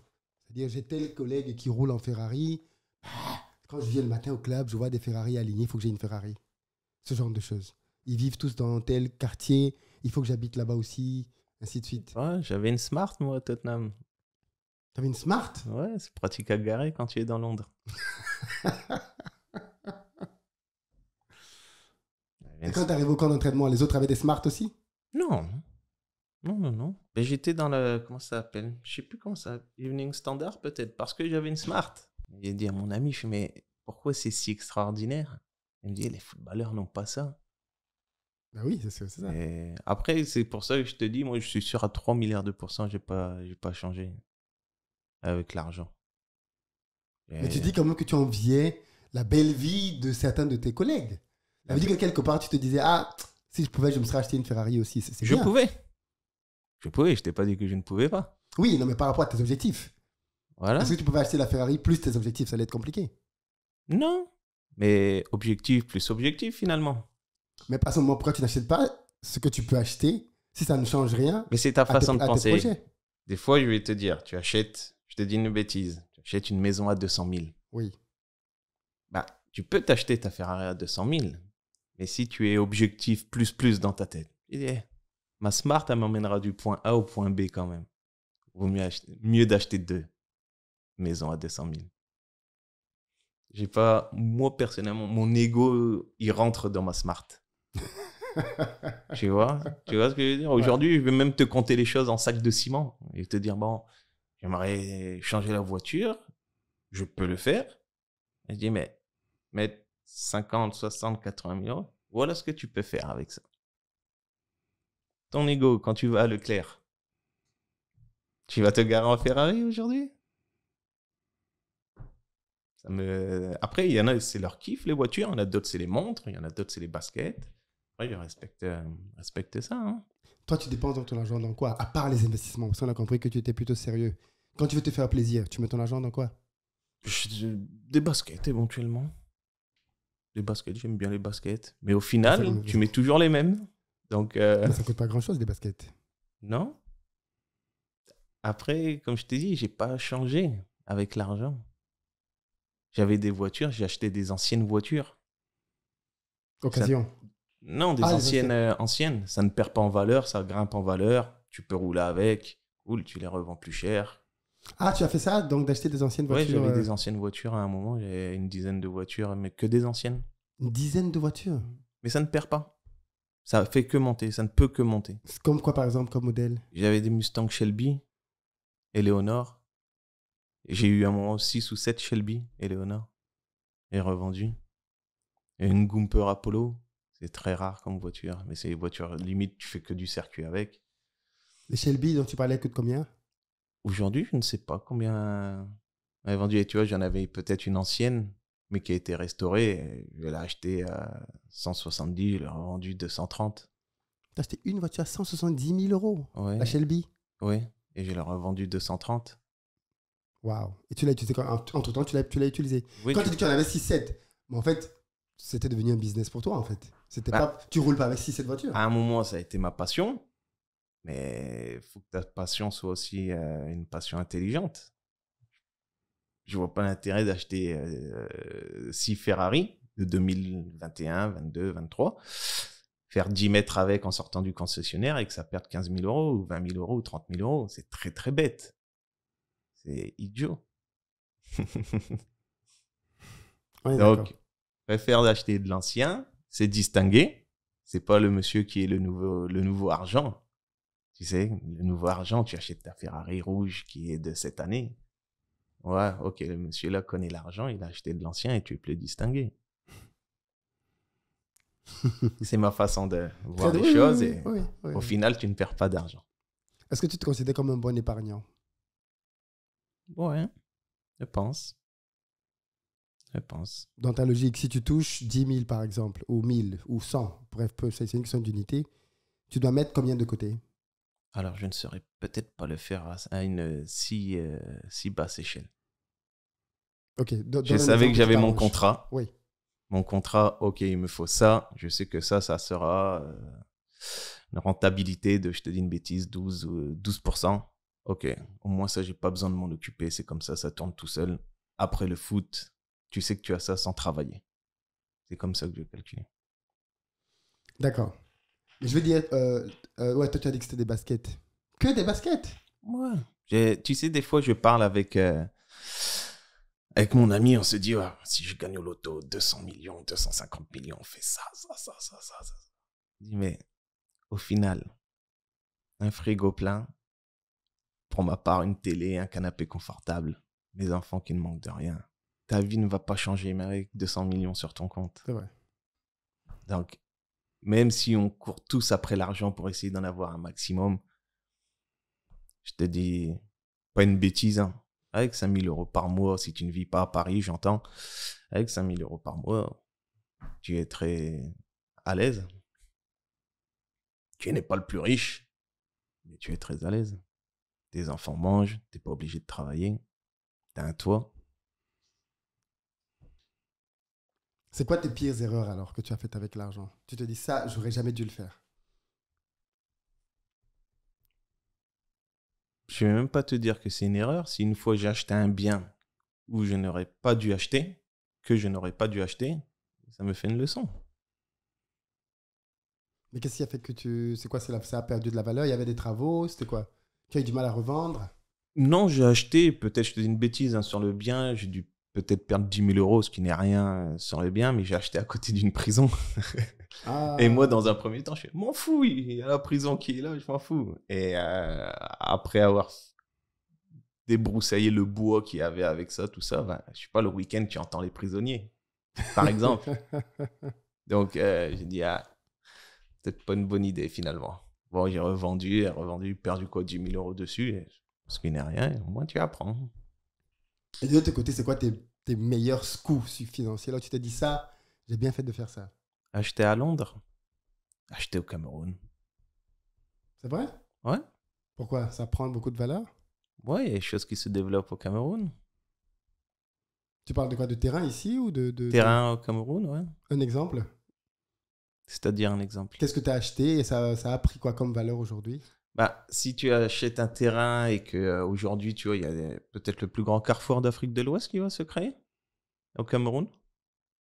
Et les choses comme ça qui se développent et que tu as ton terrain à côté, ça sera toujours plus... ça va toujours t'amener une plus-value à ton terrain que s'il y a la brousse à côté. Oui. Donc, j'ai acheté un terrain là-bas il y a bon nombre d'années et les choses se développent à côté. Donc, D'accord. Ok. Donc, c'est pas mal ça, oui. C'est vrai que les terrains prennent beaucoup vite la valeur en Afrique. alors, on m'a dit, vaut mieux avoir un terrain que de l'argent à la banque. Ah, ça, c'est pas faux.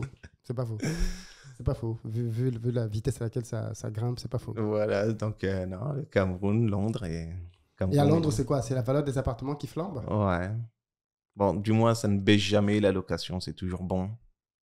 Et puis, éventuellement, ça monte, ouais. Du coup, il y a des biens qui sont en location alors? Exactement. Et qui remboursent leur crédit? Ou toi, tu payais cash?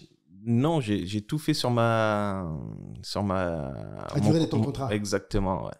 Au moins, si après ton foot, là, on te dit pas, ouais, monsieur, vous avez 300 000 là-bas à payer, je vais faire comment? Et Donc bla, aujourd'hui, bla. tu vis essentiellement de tes rentes. Voilà.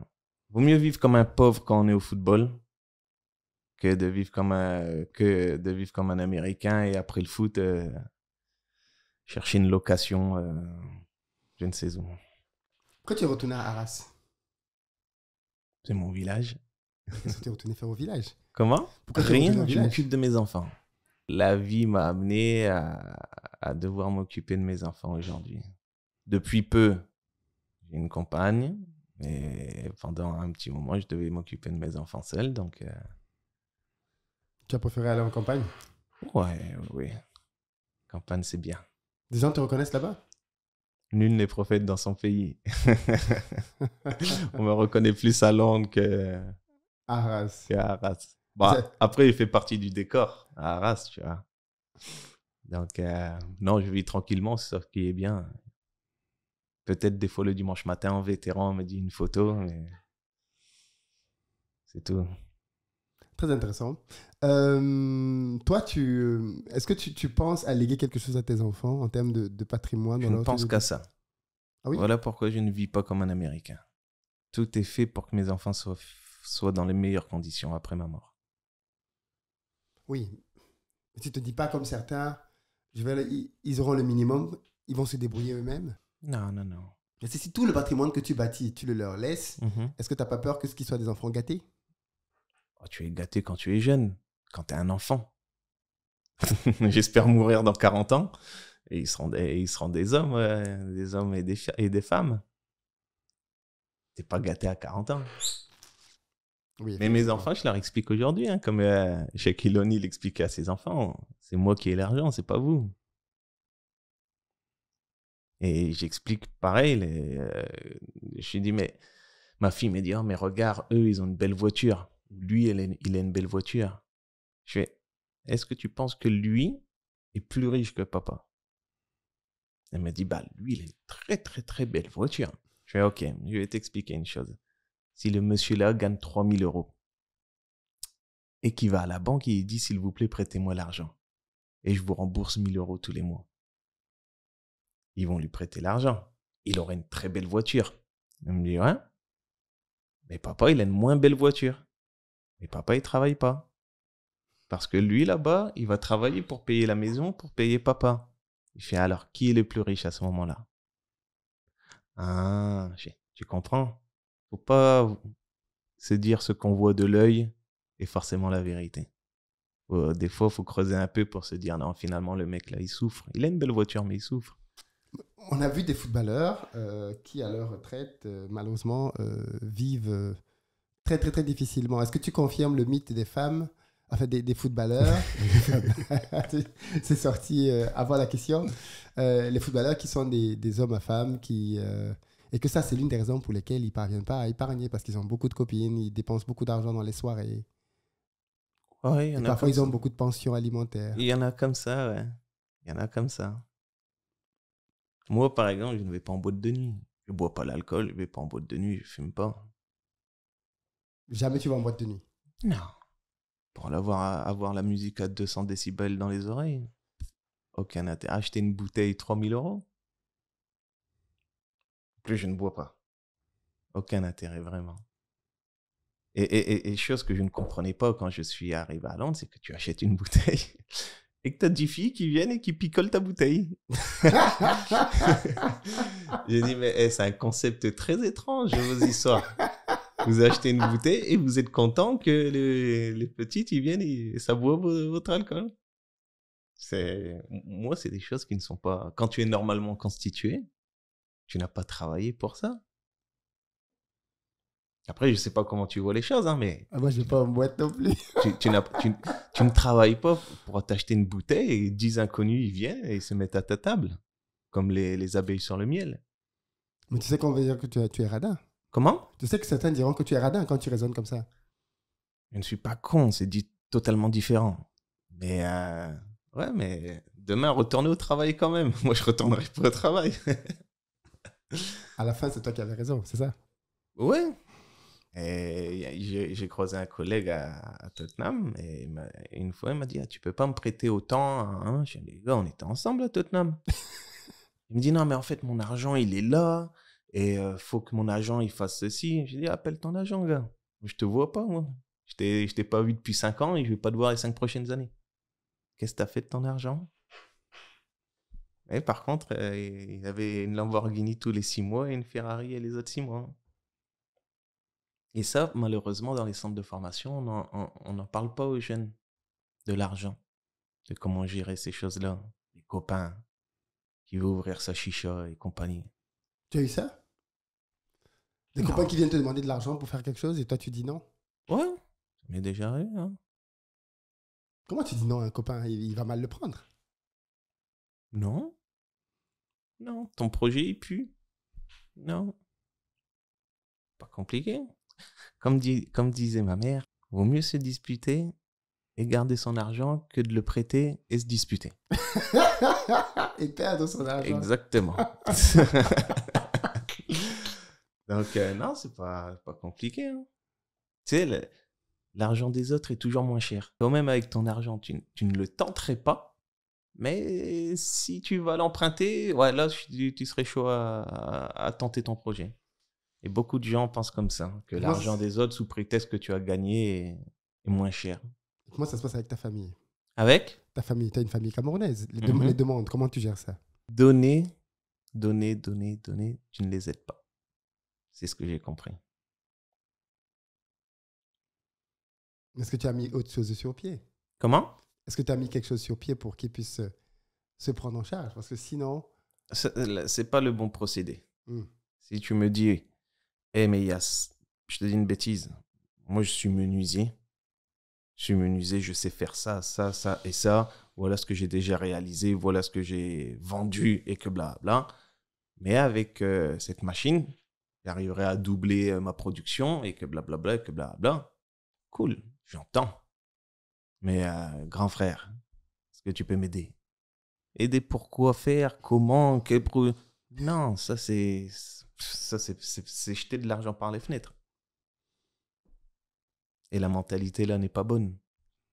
Et c'est putain la mentalité que les gens ont dans nos pays. Oui, la mentalité. Même, oui, je suis enceinte. J'étais là, moi, quand t'es tombée enceinte. Non, bah, débrouille-toi. Mais tu sais, c'est bien d'avoir la double culture. Oui. Parce que peut-être un Camerounais né au Cameroun va entendre et va écouter ça. J'ai pas le temps de t'écouter pour ça. J'étais pas avec toi quand t'es tombée enceinte. Je suis pas ton agent. Si tu sais faire ces choses-là, assume derrière. C'est ça, être un adulte. Tu réponds ça? Bien sûr. Est-ce que c'est de ma faute si tu es enceinte? Est-ce que c'est de ma faute si tu as un enfant? Ton 7e. Tu n'arrives déjà pas à assumer ton 6e. Il faut réfléchir. Et c'est pas compliqué à réfléchir.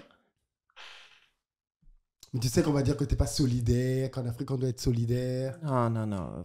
En Afrique, on devrait être intelligent. Si tu as 6 enfants et c'est déjà dur, n'en fais pas 7. Et surtout, fais-en 7 si tu veux. Hein. Mais ne va pas demander l'argent à Pierre et Paul et Jacques parce que maintenant tu as un enfant. Je sais pas, en Europe, ça serait inconcevable, ça. De faire des enfants et d'aller taper chez le voisin ou d'appeler le cousin et dire hey, en fait, maman, elle est enceinte. Est-ce que tu n'aurais pas 300 balles à me dépanner? Tiens. Je fais, mais t'as fait ça tout seul, dans le noir comme un grand. Mais bien assume. C'est pour ça que la double culture, c'est très très bien. C'est très enrichissant. C'est quoi tes relations, je dis, avec tes anciens coéquipiers, en club comme en sélection? Tu as gardé des amitiés dans le foot? Camerounais ou joueur? Les deux, Tottenham et enfin dans le foot et Non, en pas équipe beaucoup. nationale. Chez Diou, Charlie Tange, JC Moula, Saint-Etienne. Et je pense que c'est tout. Hein. De toute ta carrière de footballeur. Mhm. 4 personnes. Chez Diou, Itange, JC Moulin, 3. Ça, c'est 3 personnes du foot avec qui tu On parles. se texte souvent. On se texte souvent ou on s'envoie des bêtises sur Instagram. C'est pas beaucoup. Mais c'est qualitatif. JC Moulin à Saint-Etienne, tu le connais? Non. Gardien remplaçant de Saint-Etienne. Le mec, il kiffe conduire son... Aujourd'hui, il est à la retraite, il kiffe conduire son tracteur, nourrir son cheval ou ses chevaux. Simple. Chez Diou, pareil, Charlie Tange, n'en parlons pas. Même combat. Après, il y en a peut-être d'autres qui sont simples aussi, hein, avec qui je n'ai pas forcément accroché. Parce que des fois, tu sais que tu peux jouer 5 ans ou 10 ans avec un joueur et ne pas en savoir plus que ça sur lui. Donc, Oui, non, c'est vrai, parce que les footballeurs disent, on voit beaucoup de reportages, qui sont victimes de beaucoup de pression au niveau de l'argent, beaucoup de pression familiale, beaucoup de pression. Toi, c'est peut-être ta double culture et le fait que tu sois peut-être un peu loin de ça aussi, non? Mais en tout cas, on a vu beaucoup d'interviews d'Adebayo, par exemple, qui disait que sa famille, il a eu énormément de problèmes avec ses oui, frères et j'étais sœurs. avec lui à Tottenham quand quelques-uns de ces problèmes sont arrivés. Il t'en parlait aussi? Je crois qu'on était au Japon ou à Singapour lorsque son frère est mort, je crois. Après, moi, ma mère ne pense pas comme ça. Donc, des fois, j'ai pu lui dire, ouais, mais attends, ça. Elle me dit, ouais, mais gars, c'est pas comme ça. Je dis, Tu comprends pas. louche votre histoire. Elle me dit, non, tu sais. Et bla, je dis, ouais, mais moi, ma mère, elle est institutrice à la base. Et quand je me suis fait virer de l'école, elle m'a dit, très bien. Combien de temps? Je dis, non, je me suis fait virer pour toujours. Tu vas faire quoi? Je dis, footballeur professionnel. Elle m'a dit, ok. Un jour, ton père et moi, on va mourir. Si tu dois vivre sous les ponts, tu vivras sous les ponts. J'ai signé pro. Elle m'a dit, c'est bien, mais j'aurais préféré que tu me ramènes un diplôme. J'ai dit, maman, il va me servir à rien le diplôme. Elle me dit, ouais, mais j'aurais préféré que. Mais jamais elle m'a demandé 1 euro. Elle roule dans une Dacia. Je dis, maman, c'est la voiture des pauvres. Elle me dit, je m'en fous. Jamais elle m'a demandé 1 euro. Jamais elle me demandera 1 euro. Je vais lui chercher du pain. Elle veut me rembourser. La mentalité est très importante. C'est pas parce qu'elle croule sous l'or qu'elle ne te demande de rien. Elle ne roule pas sur l'or. C'est ce que je dis. Ok. Donc elle ne te demande rien à cause de ses valeurs. Exactement. C'est bien la preuve que c'est pas parce que quelqu'un n'a pas d'argent qu'il doit courir après. Exactement. C'est pour ça que moi, j'adhère à sa mentalité. Et pour revenir à ce que tu disais tout à l'heure, oui, cool. Il y a un projet. C'est quoi? Non, j'ai juste besoin de 3 millions. Ok, ton projet? 3 millions. Tu vois, donc mentalité, c'est très important. Et c'est pour ça, même à transmettre à tes enfants, c'est très, très important. Maintenant que tu n'es plus international camerounais, est-ce que tu retournes au Cameroun de temps en temps? J'y suis retourné il y a 2 ans et je pourrais retourner incessamment sous peu. Et tu vas faire quoi? Avoir de la famille, tes business? Non, j'ai un ami là-bas. J'ai un ami. Donc tu vas le voir. Je vois ma famille, oui. Mes cousins et cousines favoris. Et je vois mon ami. À quoi ressemble ta vie maintenant que tu es à la retraite? Tu passes beaucoup de temps avec tes enfants, j'ai bien compris. Ouais. Je fais rien. Le dimanche matin, j'ai match avec les vétérans. Et sinon, je m'occupe de mes enfants. Mais ils vont à l'école. Ils vont à l'école. Et tu fais quoi? Faut les amener, faut les chercher. Je sport. Je vais courir. Tu t'entretiens. Voilà. Tu vois que j'ai pas grossi. Non. Et je fais ça. Ma mère me dit, tu vas t'emmerder au bout d'un moment. J'ai dit, mais tu ne comprends pas, c'est une vie de luxe. Tu allumes ton poste de télé à 13h, les gens y souffrent. C'est une vie de luxe. J'ai à manger dans mon frigo, il y a du chauffage. Les gens travaillent pour ça. Je vais pas te dire rouler en Ferrari. Les gens travaillent pour manger et avoir un confort chez eux. J'ai pas besoin de plus. Et comme je te dis, arriver aujourd'hui à Leclerc en Ferrari, ça serait ridicule. Non, c'est une vraie leçon parce que je ne sais pas si c'est dû à la double culture. La plupart des footballeurs africains ne raisonnent pas comme ça. Bah, tu sais, quand moi j'ai commencé l'équipe nationale et que on commence à raconter les histoires, blablabla, peut-être que tu connaîtras certains joueurs. Il y en a, ils allaient en boîte de nuit jeter l'argent. Bien sûr que je reconnais. Oui, oui, tout à fait. On sait qu'ils faisaient ça, oui. Et aujourd'hui, ils sont plus dans le dur que Ouais. aisé. Les gars, vous avez impressionné qui? C'est inconcevable. Aujourd'hui, il faut respecter l'argent. C'est inconcevable de jeter de l'argent par les fenêtres. Je suis peut-être radin, mais c'est inconcevable. Tu as travaillé pour ça. Tu te rends même pas compte. Surtout que le mec est né au Cameroun. Les mecs sont nés au Cameroun. Je pense qu'ils ont connu la vie dure. Rares sont les enfants qui sont nés avec une cuillère en argent dans la bouche. Juste ça, éducation financière. Et ça, tu l'as dit, on n'apprend pas ça dans les écoles de foot. On n'apprend pas ça à la maison. Où est-ce que tu veux qu'ils apprennent? Quand ils arrivent dans un club et qu'ils voient des anciens. Alexandre Sond avait fait une interview dessus aussi. Je crois qu'il parlait avec le basketteur Pascal Siakam, quelque chose comme ça, dans laquelle il expliquait que quand il est arrivé à Arsenal, il allait acheter la même voiture que Thierry Henry. Quand il a vu le carburant et que la fin du mois à la était fin dure. du mois était dur, il a dit c'est pas ma voiture, il allait la remettre. Voilà, il a appris sa leçon.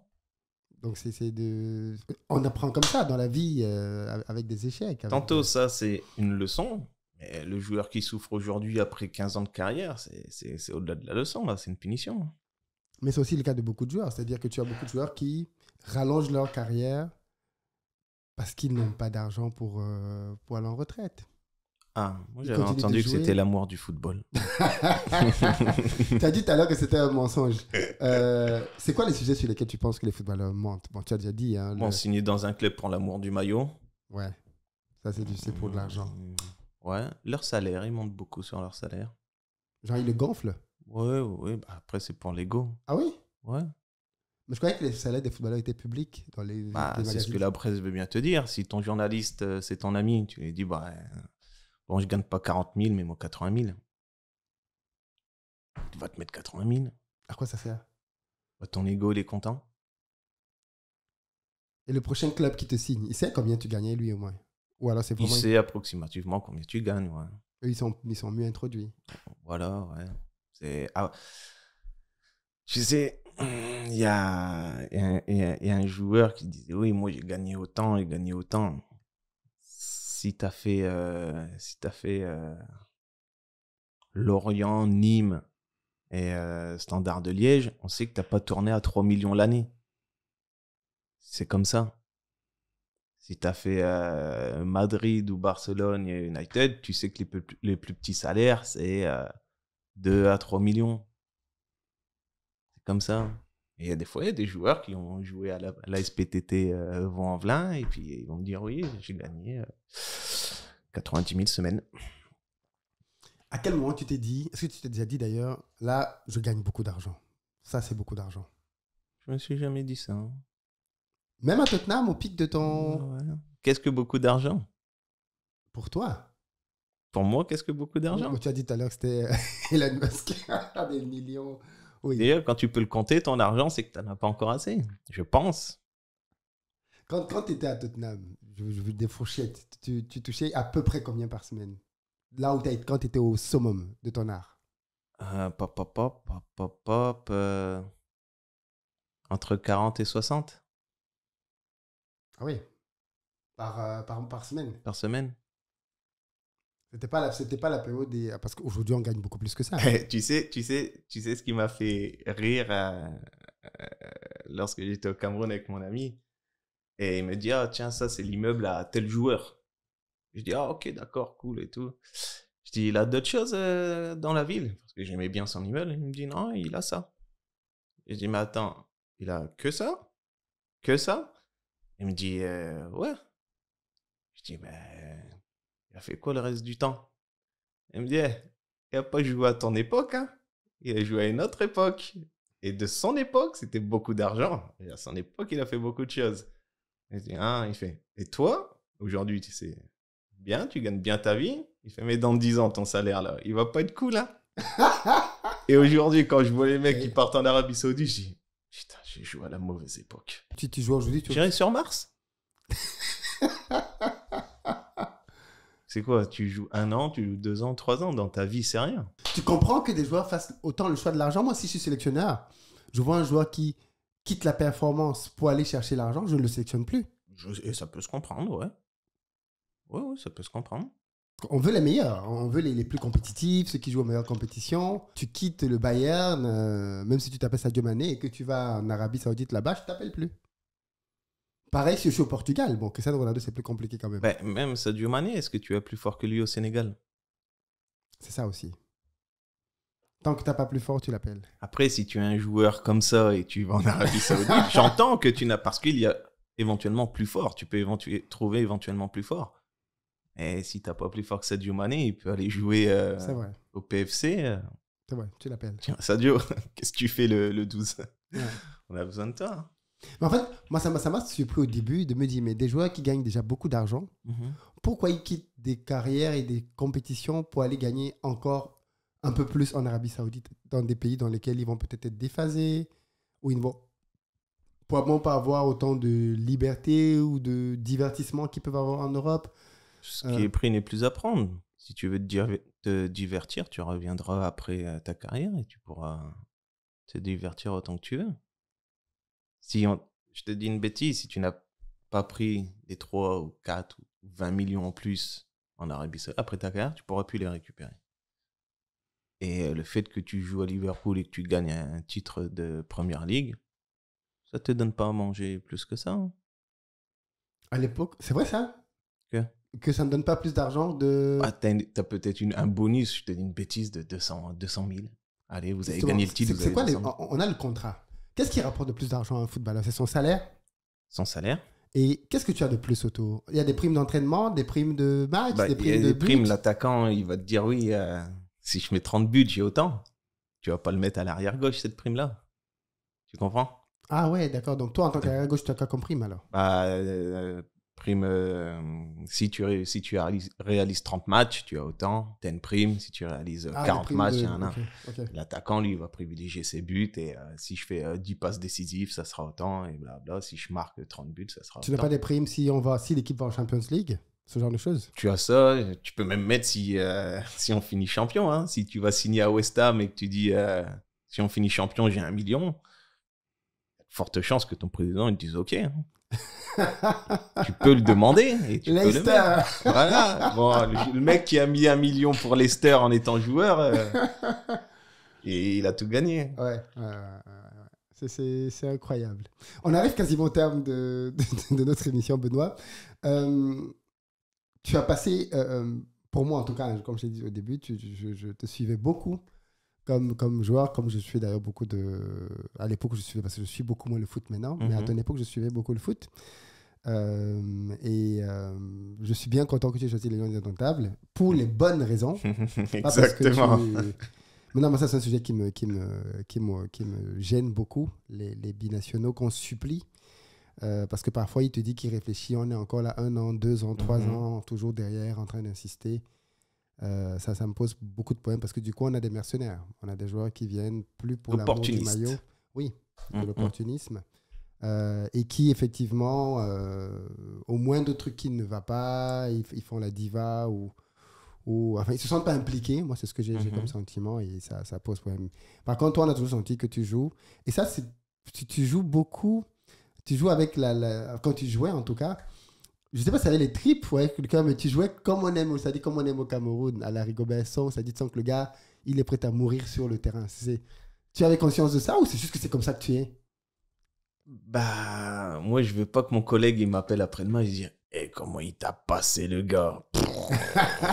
Ah, non, non, non, non, non, non, non, non, non. Je peux pas recevoir ce genre de texto, tu vois. Ou que même physiquement, le mec, il m'ait bougé. Je peux pas accepter ça. Donc, je préfère que mon C'est ton côté attaquant... compétiteur? Voilà, ouais. Même si ça m'a... Même dans la vie, je suis comme ça. Pas toujours bon, mais je suis comme ça. Mais après, quand j'avais quoi, 17 ans ou 18 ans, j'ai commencé à Lens avec Rigobert Song. Et c'était l'été, tu vois, c'était la pré-saison. Et t'entendais visser, tu sais, qui marche dans le couloir. Et je dis, mais Rigo, le terrain, il est dur, pourquoi tu mets des crampons? Il me dit, pas de doute, on ne glisse pas. Et si on doit masser quelqu'un, on le masse. Je dis, ah, c'est comme ça, défenseur. Et après, même lui, en s'entraînant, tu sais, c'est pas tout le monde qui allait au contact avec, parce que le mec, lui-même, il jouait sa vie sur le terrain. Oui. Donc, il dit, ah, c'est comme ça, défenseur. Et après, j'ai pris l'exemple et j'ai continué comme ça. Ah, il t'a influencé alors dans le... Enfin, Ouais, il t'a inspiré. parce qu'à la base, je ne suis pas défenseur. D'accord. Je suis milieu gauche. Et l'histoire, c'est que il y a en moins de 15, on jouait le PSG et mon arrière-gauche a fait une main dans la surface, carton rouge, penalty, j'ai dû jouer arrière-gauche. Ainsi que les 3 matchs qui ont suivi, Oui. comme il était suspendu. Et après, mon coach, il m'a dit, bon, reste encore un peu arrière-gauche. Je dis, gars, c'est pas bon là, le poste là, j'aime pas. Je dis, non, reste là. Après, ils m'ont dit, bon, tu sais qu'arrière-gauche, c'est compliqué, hein, il n'y a pas beaucoup de monde qui... C'est vrai. J'ai dit, bon, vaut mieux gagner sa vie et être arrière-gauche que aller au bureau plus tard et être content d'avoir joué milieu-gauche encore 3 ans avec les jeunes. Donc, c'est comme ça que je suis devenu arrière-gauche. Donc, j'ai dû apprendre le métier jusqu'à la fin de ma carrière. Mais sur l'agressivité et l'engagement, j'ai dû apprendre ça en allant avec les pros à Lens, quoi. Le mindset, comment on fait quand on est dans un environnement aussi compétitif que le sport de haut niveau, le football, pour s'imposer et se maintenir?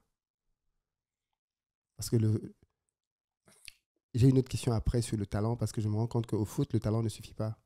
Non, non, ça ne suffit pas. Faut avoir l'envie. Et en tant que défenseur, personne me passe. Je ne savais pas contre qui je jouais quand je jouais en Angleterre et même en France. Ça m'intéressait pas de savoir contre qui je jouais. Donc, des fois, je disais, ah bon, bah, on se voit à tel endroit. On me dit, non, Benoît, on a rendez-vous à l'aéroport.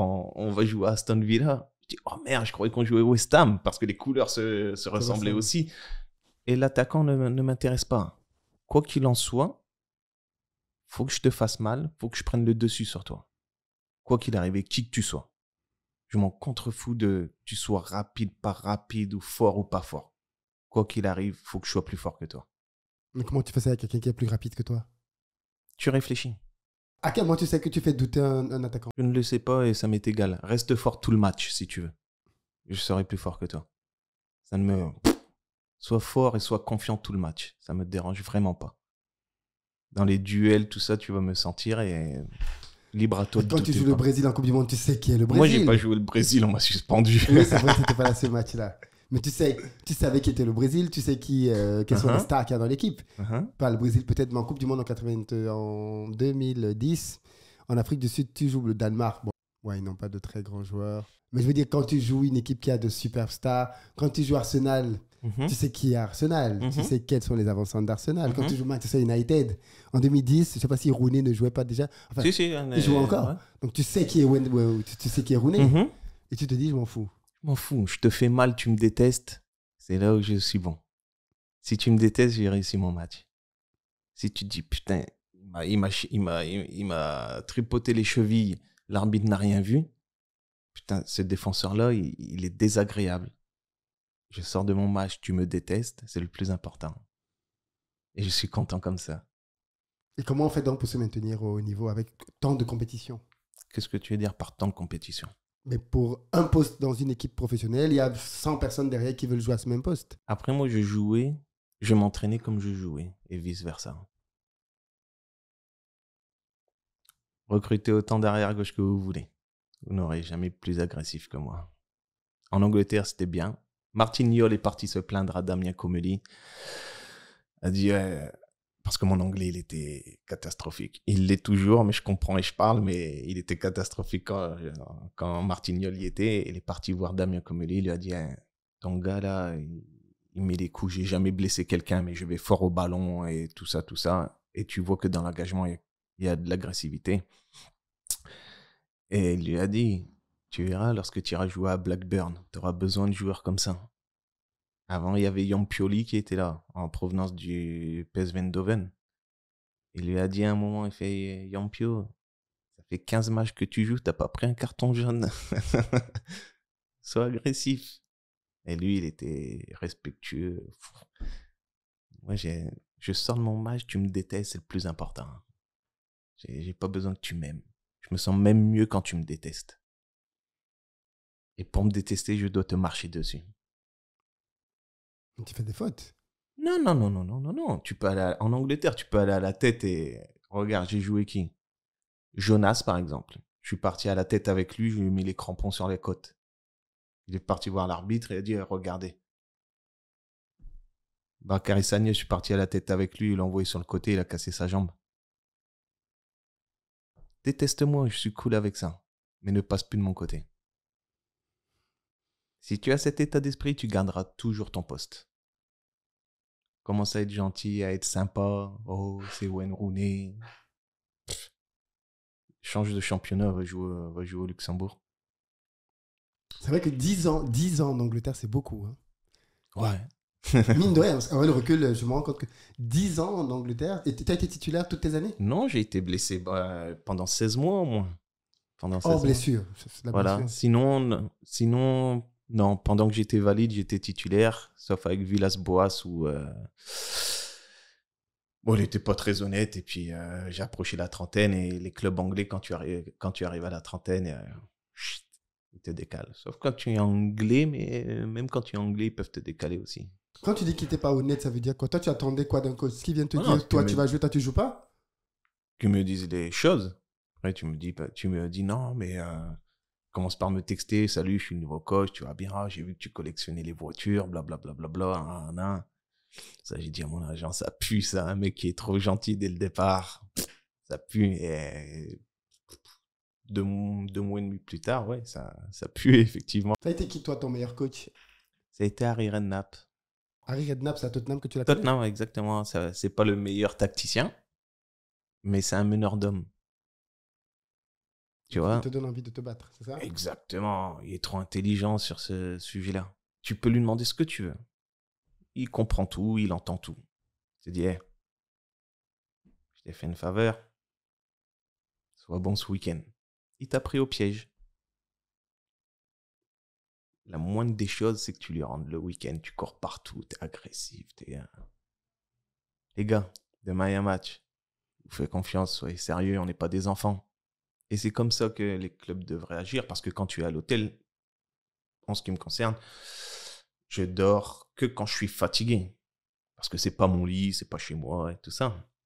Enfin, on n'a pas besoin d'aller à l'hôtel, vous êtes des grands garçons. Allez pas en boîte de nuit, je vais le savoir. On n'allait pas à l'hôtel. Et quand il vous dit ça, oui, je vous fais confiance.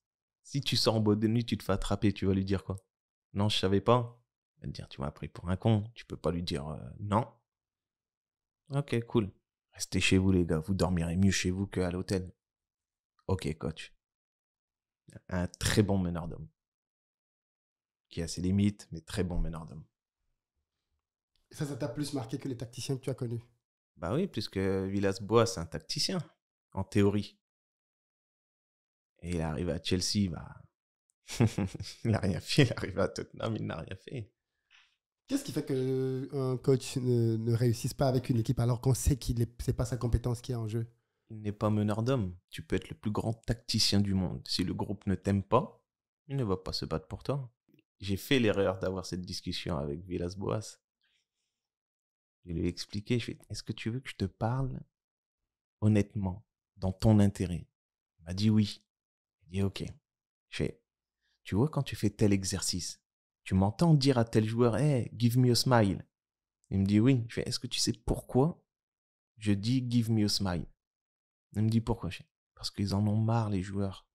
Ils ne comprennent pas tes exercices, ils n'aiment pas tes exercices. Donc, je sais que ce joueur-là est en train de bouder. Je sais qu'il n'est pas content. Voilà pourquoi je lui dis, fais-moi un sourire. Parce que je sais qu'il est à bout. Donc, dans ton intérêt, change tes séances, fais des séances plus ludiques et plus fun. Au lieu de mettre 3 buts sur un terrain de foot, chose qu'on ne retrouve jamais, mets 2 buts, fais 2 équipes. On va s'amuser comme ça. Je conçois qu'on doit apprendre des choses, mais fais comme ça. Parce que ton groupe, il va vivre. Et un groupe qui vit et qui vit bien, il est plus solidaire. Là, tout le monde m'a dit « Ok ». 2 mois après, j'étais à Queen's Park Rangers.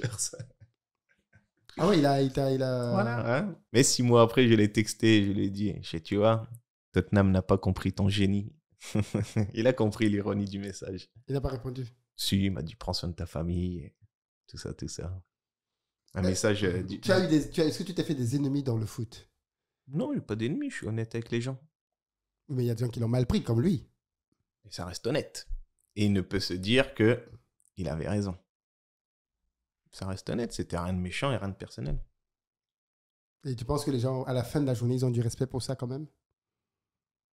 Ils ne peuvent que respecter. Et pourquoi tu dis que tu as commis la connerie de lui dire si c'était à refaire, tu ne l'aurais pas refait? Ah si. C'est parce que j'aime bien dormir sur mes 2 oreilles. Mais ça, est-ce que tu l'as fait en sélection, ça? Avec le coach? Non, il y avait déjà trop de spectacles.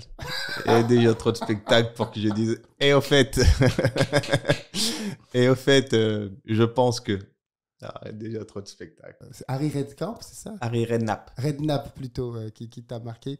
Et comme tacticien, c'est quel tacticien qui t'a marqué, pour le coup? Regarde, Randy Ramos, il avait gagné l'UEFA avec Séville. Comment il s'appelle Villas-Boas avait gagné aussi avec Porto, si je ne m'abuse. Je ressemble à un connaisseur du foot. Et Randy Ramos, de tacticiens. Et les mecs, ça n'a pas marché à Tottenham. Donc peut-être ils sont très bons hein, tactiquement. Mais quand ton groupe adhère pas à ta communication, tu deviens... Et c'est qui les joueurs qui t'ont impressionné par leur discipline, par leur mindset, par leur éthique de travail? Après, à Tottenham, on était un groupe qui travaillait même après les entraînements. Donc, avant les entraînements, il y a beaucoup de joueurs qui étaient très professionnels et même après les entraînements. Donc, même pour rester à ce niveau, parce que la ligue était et est vraiment dure. Tu ne peux pas juste faire ton entraînement, tu es obligé d'aller travailler. En France, quand je suis revenu en France, c'était... Je dis, les gars, ils sont où? Ils sont partis, mon grand. Ils sont partis. Je faisais la gym, l'étirement, massage, tout ça. Non. À Tottenham, en Angleterre, tu peux finir à 11h30, à 15h, tu peux encore être là. Et Saint-Etienne, pourquoi ils t'ont pas reconduit? Parce que jusqu'à un moment donné, ils n'ont pas reconduit ton contrat. T'arrives à la trentaine, 32 ans, et ils te redonnent pas de contrat. Même si t'es performant, Regarde, après moi, j'avais Danny Rose qui poussait, international anglais. Il n'y a aucun intérêt à me mettre dans ses pattes alors qu'il est international anglais. C'est leur pays. Les fans ils ne sont pas racistes, hein, mais ils sont cool, très cool à avoir un international anglais chez eux. Ils préfèrent avoir un international anglais. Tout club anglais préfère avoir un international anglais. Cool, on va pousser un autre jeune arrière-gauche. Ça sera toi le titulaire. Cool. On n'a pas besoin de faire la bagarre avec Aswekoto. Moi, je ne représente rien. À quel moment tu te dis, là, je dois arrêter ma carrière? Quand à Metz, j'ai eu un bleu sur l'os au niveau du genou. C'est pas une blessure grave, mais c'est un bleu, ils appellent ça un bleu. Et il me dit, oui, c'est 6 mois, il n'y a pas d'opération à faire. Tu peux en faire une, mais on n'est pas sûr du résultat. Donc j'appelle mon agent et tout, blablabla. Il me dit, bon, il y a X années déjà, tu avais eu un problème au genou sur les ménisques, comme j'ai fait 3 ou 4 opérations sur les ménisques. Il dit, bon, s'il y a 15 ans, tu avais dit tu auras ça comme carrière, tu aurais signé tout de suite. Je dis, ouais. avec les problèmes de genoux que éventuellement tu as eu. Je dis ouais. Et il me dit, c'est bien, sans regret. J'ai dit, cool, si on ne trouve plus de club et j'étais blessé et que je suis blessé, cool, on force pas, moi ça me dérange pas. Ah, tu as arrêté comme ça, tu as arrêté sur une blessure? Ouais. Je lui ai dit, t'inquiète pas, je t'appelle pas pour te dire que je fais une dépression dans 6 mois. Ça me dérangeait vraiment pas d'arrêter le foot. Tu as dit que tu avais dit à ta maman plus petit que tu serais un footballeur professionnel. À quel moment tu t'es convaincu que tu vas y arriver? En primaire, j'ai dit à ma mère, j'avais déjà mon plan, j'ai dit à ma mère, plus tard je fais le foot. Elle me dit, ouais, c'est bien, mais travaille à l'école quand même. Et je travaillais pas à l'école. Elle me dit, gars, si tu réussis pas au foot, tu vas faire quoi? Moi, je dis, je vais en Belgique, je vais au Luxembourg, le niveau est moindre. Je vais jouer là-bas. Et si on te donne un 10 000 par mois, ou même un 5 000 par mois, ça sera déjà mieux que mon professeur qui tente de m'apprendre que Christophe Colomb a découvert l'Amérique. De sa propre histoire, d'autant plus. Je dis, moi, cool, je vais en Belgique au Luxembourg, je jouerai un petit niveau, je gagnerai ma vie comme ça. Très, très... En primaire. Donc, 9 ans plus tard, quand je foule le stade Bollaert, c'est revanche sur la vie. Pour tous mes professeurs. Oui, qui t'avait dit... Arrête de rêver, travaille, et blablabla, et blablabla. Ah, ils t'ont dit ça? Il y a des professeurs qui disent ça? Tu sais, à l'époque, il n'y avait pas le projet d'être professeur. Aujourd'hui, quand tu vois, tu es obligé d'entendre parler du foot et des chiffres qu'il y a dedans. À l'époque, c'est un peu un rêve qui est intouchable, d'être footballeur professionnel. Donc, c'était arrête de rêver et puis travaille à l'école. Et là, à 19 ans, je marche et je joue Lens PSG. J'espère que tous les profs regardent. Vous savez, désormais, je gagne plus que vous. Donc, non, une super... Et je remercie Dieu tous les jours jusqu'à ce matin. C'est une chance incroyable d'avoir pu faire ce travail. Incroyable. À refaire, tu referais. Tu rejouerais au foot. Oui, sans question. Ne serait-ce, tu vois, je marche dans la rue, il n'y a pas de foule. Que je suis à Londres et qu'un monsieur me dit « Hey, on peut faire une photo ?» Et que ma fille me dit « Comment il te connaît ?» Pas jouer ici. Ah. Mon fils, aujourd'hui, on ne se rend pas compte quand on est dans le foot, l'héritage qu'on laissera et le regard que tes enfants auront sur toi plus tard. C'est extraordinaire. Puis tu vois, je dis pas que c'est moindre, hein, loin de là, mais un chirurgien qui opère à cœur ouvert, bon, le petit, il sait que son papa, il est chirurgien, mais il marche dans la rue. Il ne reconnaît pas, il tape sur YouTube, il le reconnaît, il n'est pas là non plus, tu vois. Et c'est là où je dis, mes enfants, mais lui, comment il te connaît? Mais papa, on t'a vu sur YouTube. Bon, ils ont vu la Coupe du Monde aussi, mais et parfois, c'est ça que cette reconnaissance, je me dis, c'est extraordinaire, c'est un métier incroyable. Sans diplôme, c'est fantastique. Oui, sans diplôme, c'est vrai. C'est fantastique. C'est vrai. Tu n'as pas voulu faire comme certains à la fin de ta carrière, retourner à l'école pour apprendre, je sais pas moi, le business, le management et après aller gérer tes entreprises? Non. Non. J'ai vraiment un objectif, ne rien faire dans ma vie pendant... Gagner de l'argent, mais ne rien faire dans ma vie. Ça te plaît de savoir que tu te lèves le matin, tu n'as rien à faire? Je remercie Dieu tous les soirs, réellement. Hein, je remercie Dieu tous les soirs et tous les matins.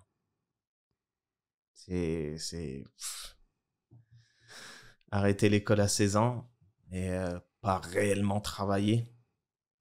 Faire une carrière professionnelle, même si ça demande du travail et de l'intelligence de jeu et tout ça. Est-ce qu'on ne pourrait pas dire que tu manques d'ambition? Pourquoi tu n'as pas voulu devenir sélectionneur, entraîneur, agent, manager? J'en sais rien, moi. Autre chose, dans le foot, tu as de l'expérience, tu peux aider les gens. Il faut des diplômes dans tout. J'ai pas envie de m'asseoir à une table pour écouter un monsieur qui peut-être lui n'a pas fait de foot et qui va m'expliquer le foot. Ça, j'ai beaucoup de mal à l'accepter. Charlitan, j'ai passé ses diplômes et il m'a dit, ouais, viens. Hein. Je vais déjà ouvrir un ordinateur pour écouter un monsieur. Je fais pas ça. Le monsieur, il sait faire une transversale.